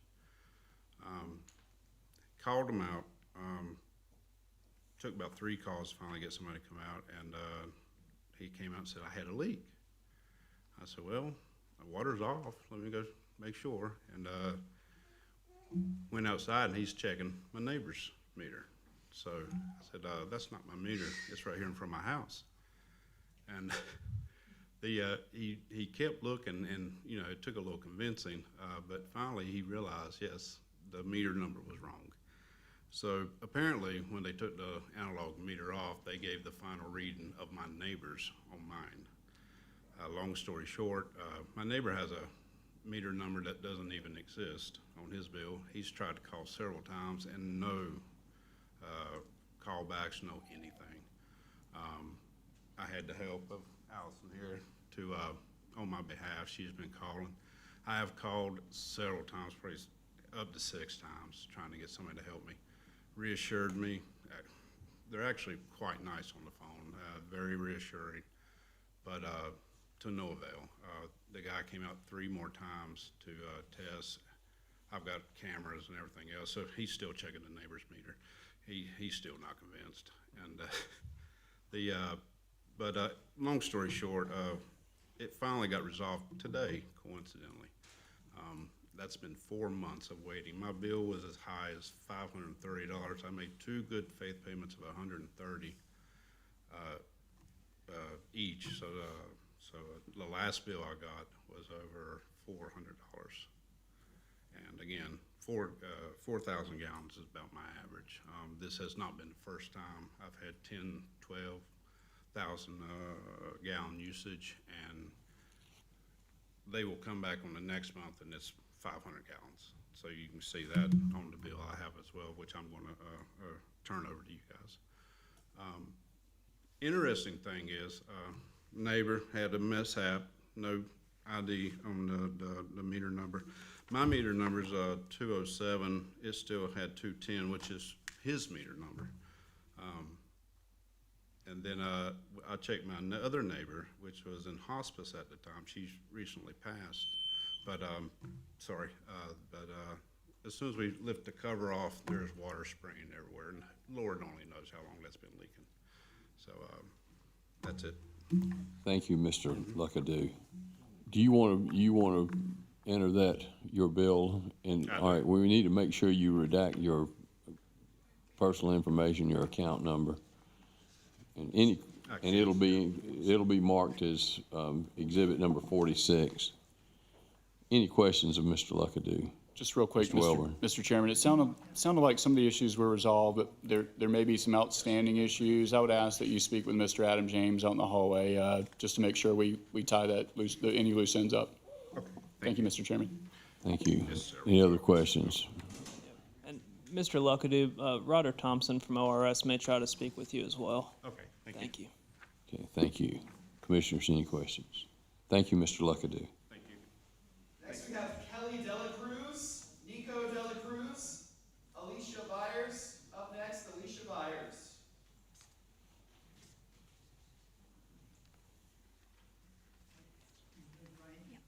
You affirm the testimony you're about to give will be the truth, the whole truth, and nothing but the truth?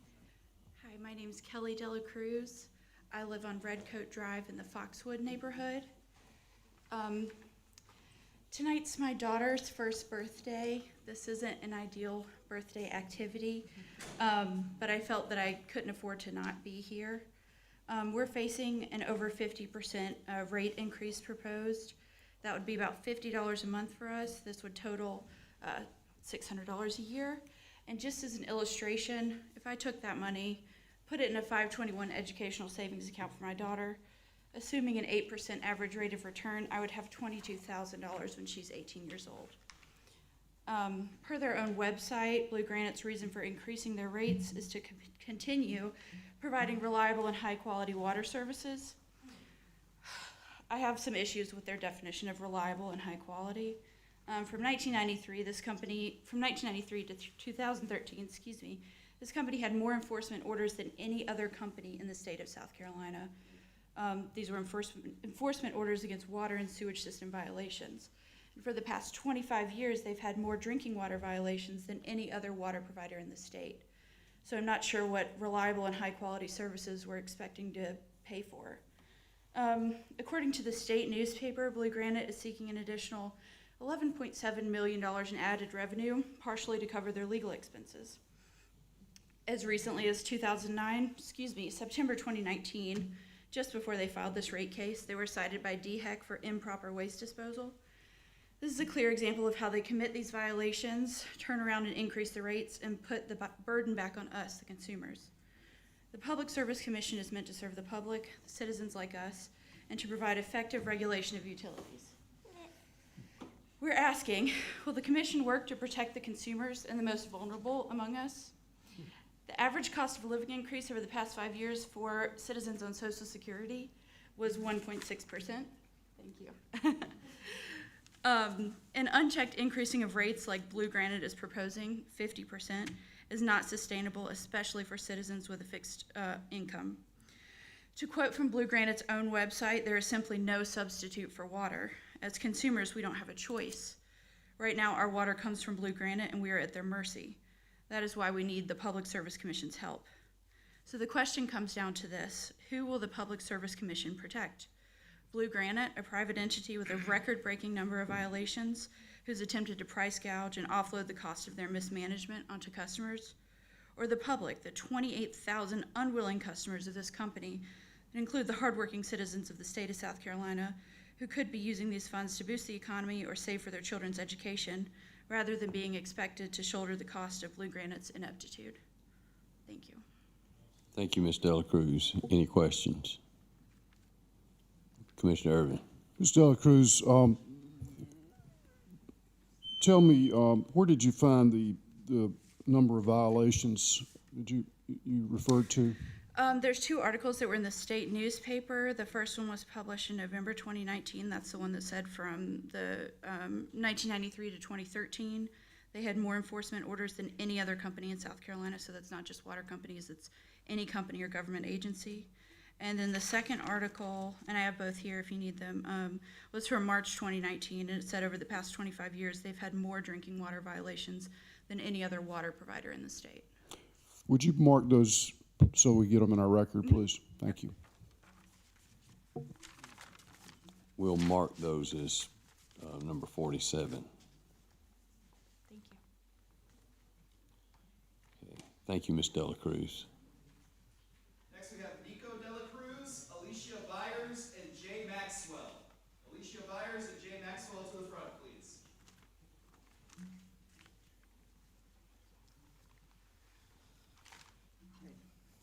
Do you affirm the testimony you're about to give will be the truth, the whole truth, and nothing but the truth? I do. State your name, please. My name is Nico Dela Cruz. It's my wife Kelly Dela Cruz and our daughter. First, I'd just like to say I hope you don't feel too bad about our daughter being here. It's a good early lesson about civic duty. So, I'd first like to thank the Public Service Commission for hearing our concerns today. My wife and I live in the Foxwood neighborhood in Fort Mill. Here I have a water bill of a friend who lives just 5 miles away from our neighborhood in Fort Mill, outside of city limits like Foxwood. Their water and sewer services are provided by York County.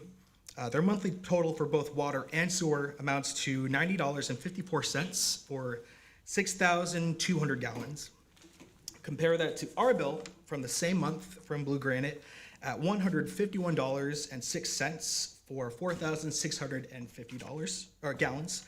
The proposed 50% increase would easily put us above $200 for the month, essentially making us pay 100% more for almost 1/3 less water than neighborhoods just 5 miles away in the same town. So what could possibly be the cause of this drastic increase? Blue Granite states on their website, and this is public information, that the quote, proposed rate increase is intended to generate adequate revenue to keep the system in compliance with federal and state regulations, as well as to recover investment already spent by the company since the end of the last rate case. It's not a secret that Blue Granite has a troubled history keeping compliant with federal and state regulations. Regulations with which other providers of water, like York County Water and Sewer, do not seem to have issues, as they have not intended to raise their customers' rates to nearly the same degree as ours. It is unethical for the 28,000 customers of Blue Granite Services to pay for the ineptitude of its water provider. In any other scenario where a private business raises its rates, customers' rates, to compensate for its own negligence, it would not be unheard of for the customer to simply take their business elsewhere. We, however, do not have that luxury. We are at complete mercy to the whims of Blue Granite, a company who is treating its customers like its own personal bailout. We are the passengers of a sinking ship, and the Public Service Commission is our lifeboat, our one and only hope. We implore that the PSC help protect their fellow South Carolinians from the predatory business practices that will undoubtedly continue to escalate in the future if gone unchecked. Thank you. Thank you, Mr. Dela Cruz. Any questions? Thank you very much for being here. Alicia Byers, Jay Maxwell, Connie Knowlton. Alicia Byers, Jay Maxwell, Connie Knowlton. Following Connie Knowlton, we have Calvin Ma and Aralia Ma. Do you affirm the testimony you're about to give will be the truth, the whole truth, and nothing but the truth? Yes, sir. My name is Connie Knowlton. I live at 306 Brookside in the famous Foxwood subdivision. Listening to all of these testimonies has made me think of the children's book, If You Give the Mouse a Cookie. And I feel like that is exactly what has happened with Blue Granite. They ask, they get it, they want something else, they want more. And we're not getting, as customers, we're not getting any benefit from that. All we're doing is paying over and over and over. The company is asking for a 50% increase. Wouldn't we all like to get a 50% wage increase? If we got that, we wouldn't complain so much. But it's not sustainable to have a 50% increase when you have no increase in your income. And I don't feel as though Blue Granite really cares. I walk the neighborhood daily and I see their truck. When we call to say there's a problem, but you don't see any proactive maintenance being done. Thank you, and I just pray God will give you wisdom. Thank you, Ms. Knowlton. Any questions? Yes. Just kidding. I promised her I wouldn't cross-examine. Good thing you've got to go home tonight, don't you? Okay, commissioners. Thank you. Thank you, Ms. Knowlton. Calvin Ma, followed by Aralia Ma, followed by Doug Chandler. Raise your hand. Do you affirm the testimony you're about to give will be the truth, the whole truth, and nothing but the truth? I do. Thank you. My name is Calvin Ma. I live on Brookside Drive in Foxwood. And just want to take the time for the commissioners to come tonight to long meeting. We could skip all this actually, because what I'm going to share, it's something we're all interested. Was it 2 years ago they had a 30% increase of their water rates? You pay that. And now I'm actually at retirement age. I'm looking forward to Social Security. And this, I just learned, some of us sort of testify is you want to get 1.6% increase this year. Let's round it up to 2%. And so for those who will be looking forward to fixed income, 30% will take 15 years to get to, right? 2% a year. So we should only be having this meeting 13 years from now to have next increase in rates. Yeah, okay. So you follow my thinking, because I will be in that bracket. 50% is a quite steep increase. Otherwise, I lived in the neighborhood for 14 years. The house was built in 1980, which only means those pipes in the ground has been at least there 40 years. It's time to change. And I hear a lot of my neighbors saying, roots are in the pipes. It needs new infrastructure. And maybe the representative, Granite, could consider, maybe it's cheaper just to replace the old pipes. And then we won't have these meetings every year or two. And let's see, what other things? One more. That's okay. That's all I need to say. Thank you, for Mr. your Ma. time. Thank you for this very evening. much. Questions? Thank you very much for being here. Erelima, Doug Chandler, Walter Wise. Walter Wise on deck. Do you affirm the testimony you about to give will be the truth, the whole truth, and nothing but the truth? Yes, I do. My name is Erika Ma, and I've been living in the Foxwood neighborhood for 14 years. We are probably, we have the house the closest to the retaining pond.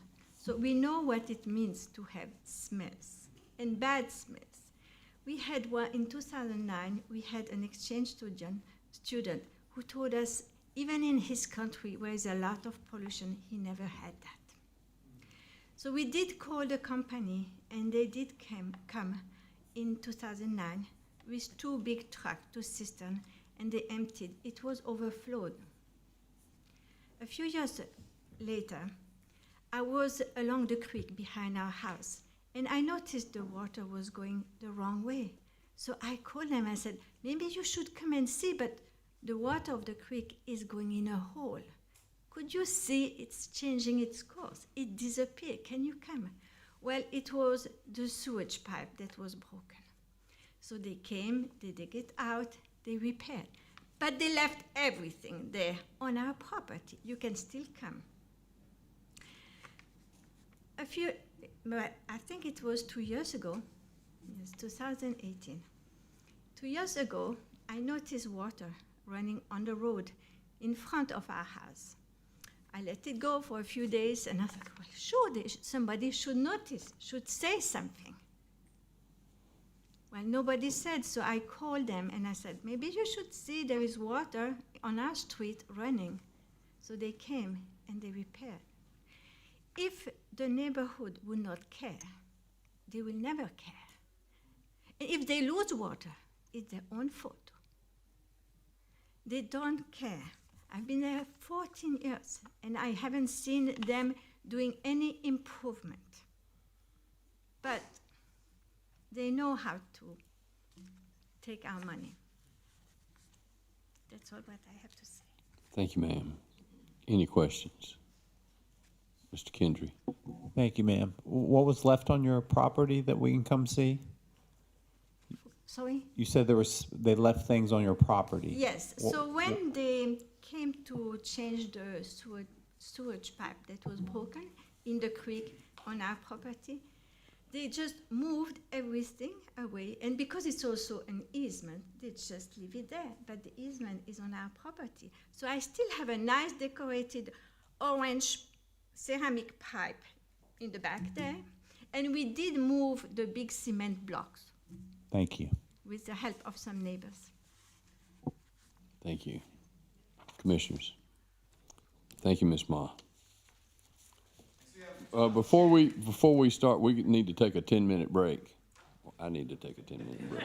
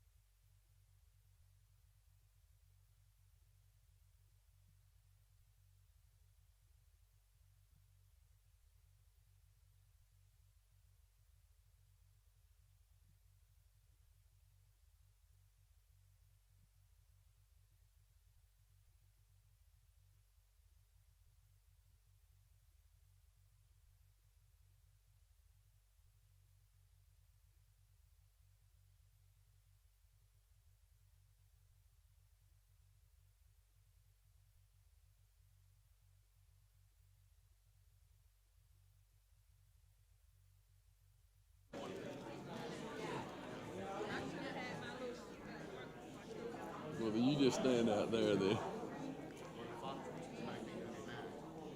I was gonna have the sheriff take him out. Yeah, that's a good idea.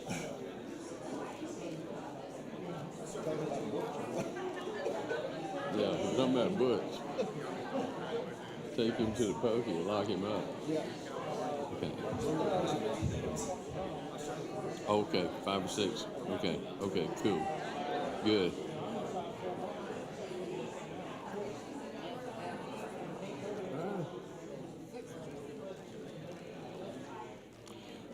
Okay, thank you. We'll call this hearing back to order, and I'll ask Mr. Bachman to read the name of the next witness.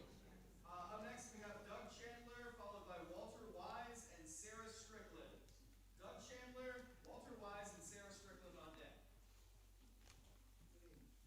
Do you affirm the testimony you're about to give will be the truth, the whole truth, and nothing but the truth?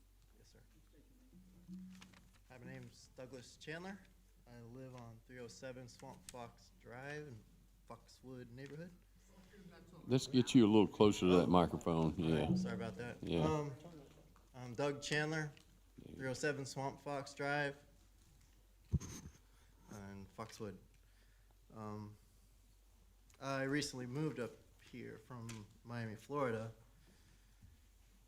and I'm here on behalf of my girlfriend and I, but she's actually working late to make up some extra hours so we can stay afloat on bills. Anyways, when I noticed her water bills were pretty high, I asked her about it, and she mentioned that Blue Granite likes to have their rates really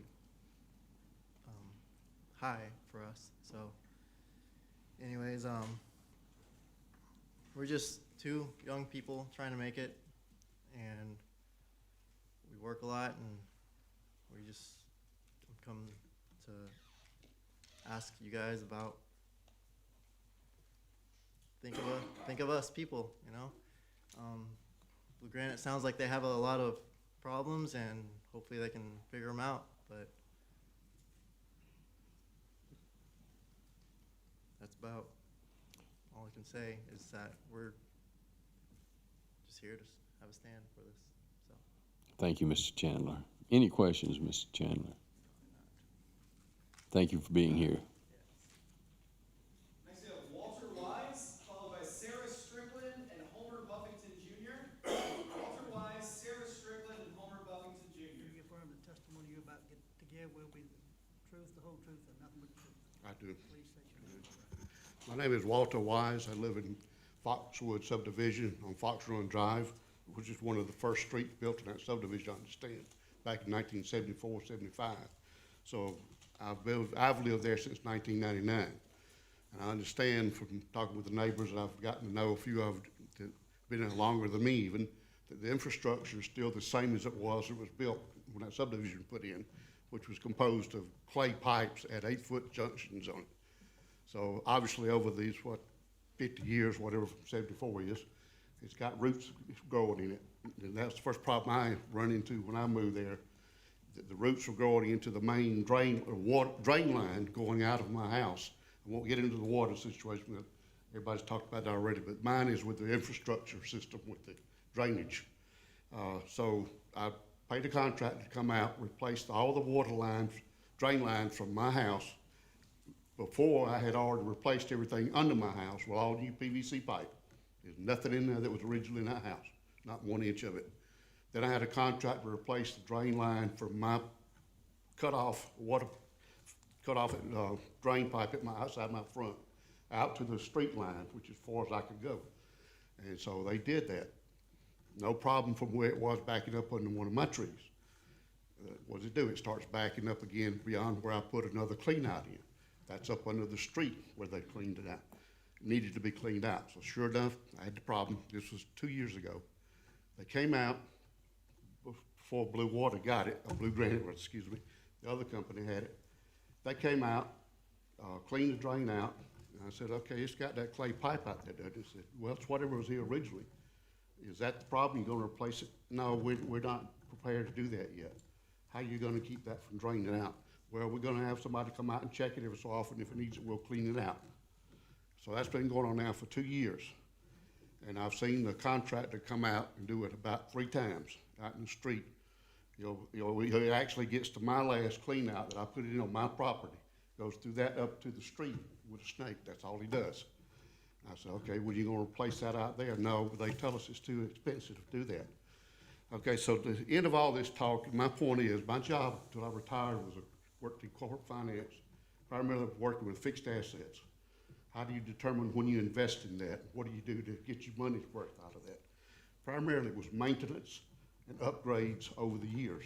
Nothing has an indefinite lifetime. So I want to know, after this 50-year-old water drain system under the subdivision, now that you own the water company, are you going to do anything about it? Or is the fact that our little water system out there in Foxwood is just a drop in the bucket compared to all the other 28,000 people you have in whatever they quoted, or it's in the country for the big conglomerate that you are? Are you going to come back and invest in our neighborhood? I have not seen any evidence whatsoever of that.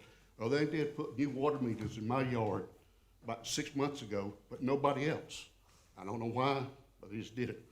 But otherwise, I want to see some infrastructure improvements made. Thank you. Thank you, Mr. Wise. Any questions? Mr. No. Mr. Wise, I heard you say, I believe, that they replaced your water meter. Right. And you don't know why? No, they just showed up out there one day with a backhoe and dug a hole in my yard, replaced mine and my neighbor right to the right of me, but nobody else on the street got replaced. Have you noticed a difference in your bill since then? No, the bill is what they're charging us for. The water usage is pretty much the same. I had a couple of months where I used a little extra water and it showed up. But as far as the water side of my system, I'm satisfied with it.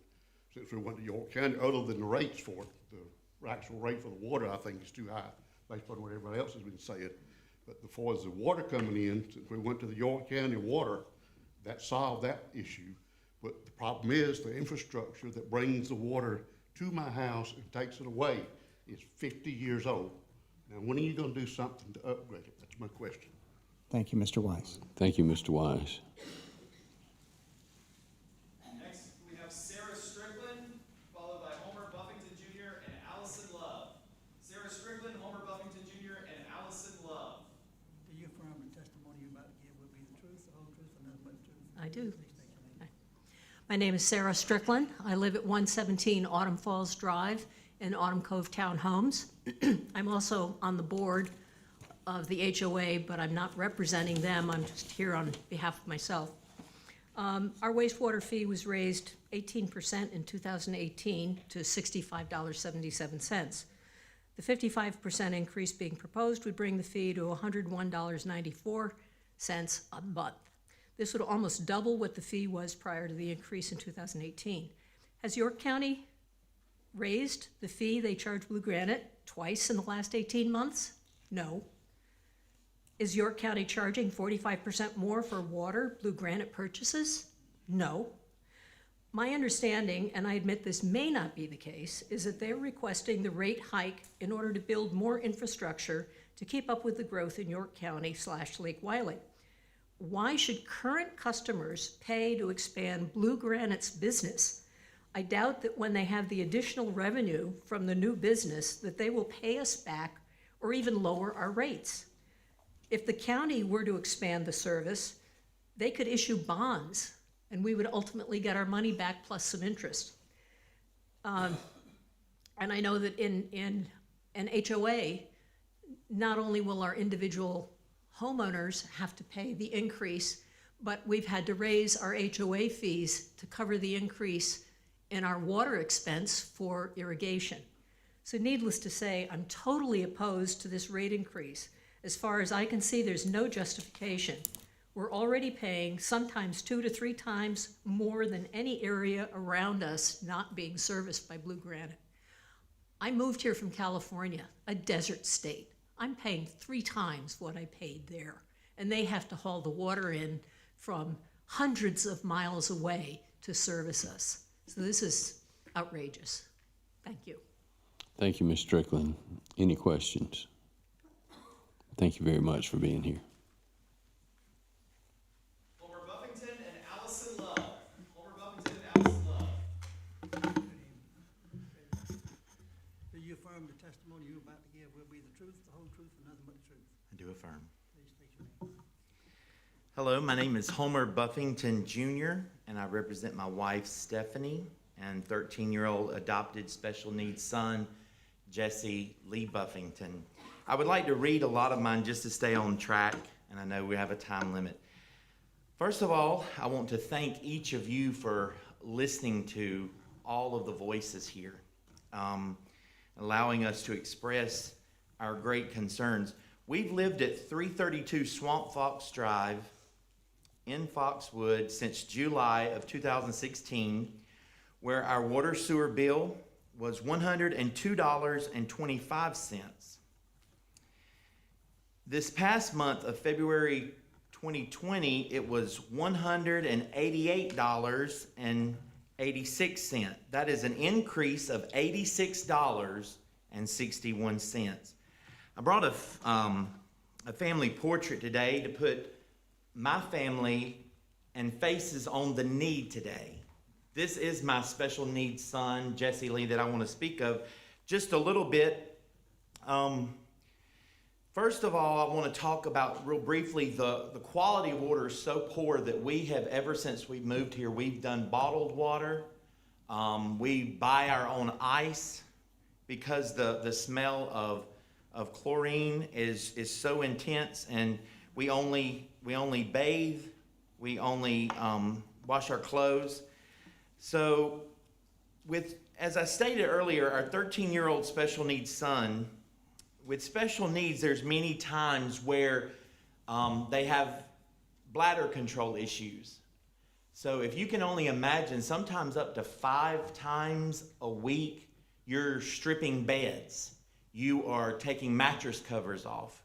You're taking sheets off, comforters, extra washing. You're having to have extra bathing for special needs. Not only do we look at special needs, we look at senior citizens that are in our subdivisions that may have bladder issues that require extra washing. There is some young families in Foxwood and these other divisions that have children that need extra water. And it's just very unfair to have to, because of the very nature of the different family units and structure, have to take on that extra expense.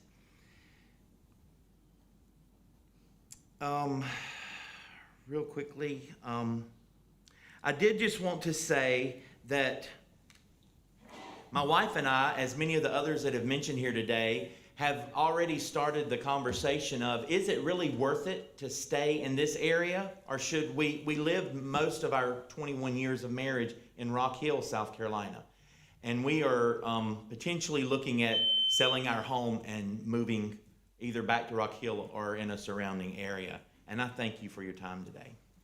Thank you, Mr. Buffington. Any questions for Mr. Buffington? Thank you very much for being here tonight. Thank you. Finally, we have Allison Love on our list. Allison Love.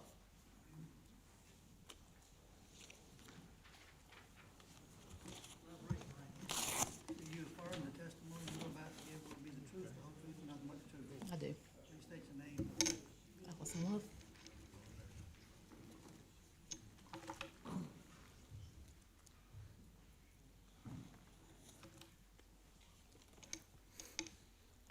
Public Service Commissioners, welcome to York County. Appreciate you coming tonight, and hope you like our council chambers here, our new building that we're very proud of. Welcome to my world, in more ways than one tonight. My name is Allison Love, and as you may remember from previous hearings, I represent the Lake Wylie community on York County Council. I've been a resident of Lake Wylie for 29 years and personally experienced life as a former Carolina Water customer for 23 years. I apologize for reading, but if I don't read, we'll be here the rest of the night, so we're about to wrap things up. So, allow me to take you back through multiple increase requests over the past years. The Public Service Commission has granted these increased requests every time over many years, and it's important to point out that York County did not increase water rates from 2002 until 2016.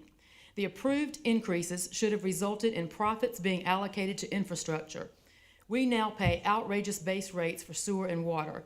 This proposed increase is significant and points to the gap in capital improvements that have obviously been needed and ignored for a long time. There is no excuse for the lack of commitment to infrastructure, including a 250,000 gallon water tank that is 750,000 gallons too small. I'm going to present two things to you tonight. I'm going to leave two things with you. One is the visual inspection report that Carolina Water Service had done in September 2018 after taking over responsibility for the water tank. Had they been keeping up with the pace of Lake Wylie, there would already be a 1 million gallon tank servicing the area. Instead, we have experienced loss of water numerous times over the past year and a half. Children have been dismissed from schools. Restaurants have been closed for extended times due to lack of water and boiled water advisories, and families have had no access to water or sewer, a service they pay exorbitant prices to ensure is reliable. Carolina Water Service failed the people of Lake Wylie for many years by ignoring infrastructure needs. Although they were allowed to raise rates for infrastructure, they failed to put money into infrastructure, leaving us with old and insufficient pipes and short water supply. Where did the increase in rates the Public Service Commission granted go over the past 27 years? Blue Granite Water Company has identified the same needs and is asking to be allowed to increase rates again for the same capital costs that have carried over from request to request. Again, noting there was no increase to them in water costs from York County in over 16 years. Let's talk about customer service. From where I sit, customer service has been great. I could call the former and current area managers and get something taken care of immediately. I'm not a Blue Granite Water customer. So let me clarify that when I'm making a call, I'm calling on behalf of one of my constituents. My point is this. Keep going. Should I continue? Should I continue? Yes, I will continue. My point is this. Should a customer of a utility company have to call their council representative to resolve a billing matter? This occurs numerous times, and by their own admission at a public community meeting last fall, Blue Granite Water mentioned the lack of customer service on their front line. Lake Wylie is 28 years into lackluster customer service by our water provider. You've seen and heard from my constituents tonight. I want to be sure you identify with who we are. Although we pay Kiowa Island resort rates, we are far from being a resort area. Although we have million-dollar lakefront homes on the perimeter of our community, the majority of us don't live in these homes, and these homes mostly have well and septic and are not provided water by Blue Granite. The core of this service area is a mix of average income, hard-working people with young children, and retired folks who have moved here for a better quality of life in their golden years. We have mostly small, locally owned restaurants and businesses struggling to pay the highest commercial taxes in the country. Imagine the impact a day without water has on us, let alone a few days. Elderly retired people, children, and businesses must know that the water company is capable of providing water. What I'm going to present to you, this is a letter from Blue Granite Water dated August 12th, 2019, the same time their last rate increase was scheduled to come before you. That request was canceled, or should I say postponed. This letter is addressed to York County Development Services Manager and states that Blue Granite Water Company has temporarily ceased providing willingness and capability to serve letters for new developments in the Lake Wylie area. I'm all for growth management, but this is not how we intend to manage it. I guess it's hard to get a rate increase when you can't provide water. Mind you, that was just a short 6 months ago. What's happened in that last 6 months? Blue Granite has made a connection to Mecklenburg County and is currently getting 1 million gallons of water a day from the North Carolina side of Lake Wylie. Their intent is to ultimately get 2 million gallons a day. This connection was requested by York County in the new agreement with Carolina Water Service / Blue Granite Water Company as a backup in case of an emergency. The connection to Charlotte literally buys this for-profit water provider more time before they have to invest in the $1 million, million-gallon water tank for their own Lake Wylie customers. It is my understanding that the water coming from North Carolina is cheaper than the water purchased from York County, and I have to wonder where this factors into this rate increase. 1 million to 2 million gallons a day and a deferred water tank investment sounds like a resulting decrease in order for the people of Lake Wylie. On behalf of Lake Wylie, thank you again for listening. Someone has to hold this for-profit company accountable. Without the oversight of the Public Service Commission, I hate to imagine what we would be paying for water and sewer service. Our joint request of you tonight is that each of you put yourselves in our shoes. Thank you. Thank you, Ms. Love. Questions?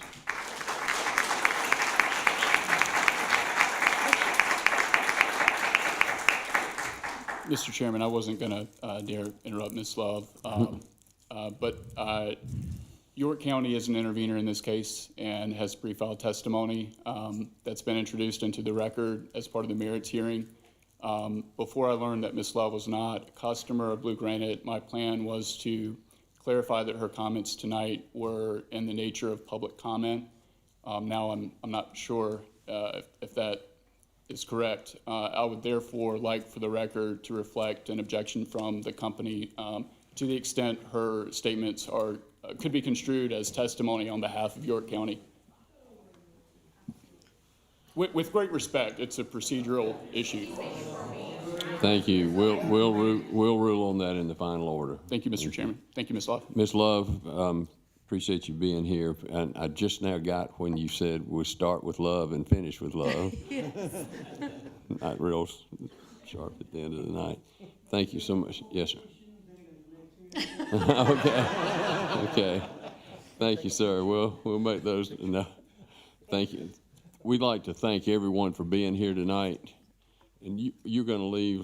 I am. I made copies for everybody too. So that's Okay. We'll mark that as number 48, and we'll rule on that in the final order. And Mr. Chairman, in response, I do believe the vast majority, if not all, of the commentary is public record and public knowledge that Ms. Love was commenting on as a resident of the Lake Wylie area. Okay, thank you. Okay, we've got all of that in. We'd like to thank everyone for coming out tonight. Appreciate your comments and appreciate you taking your time on a rainy night. And with that, we are adjourned.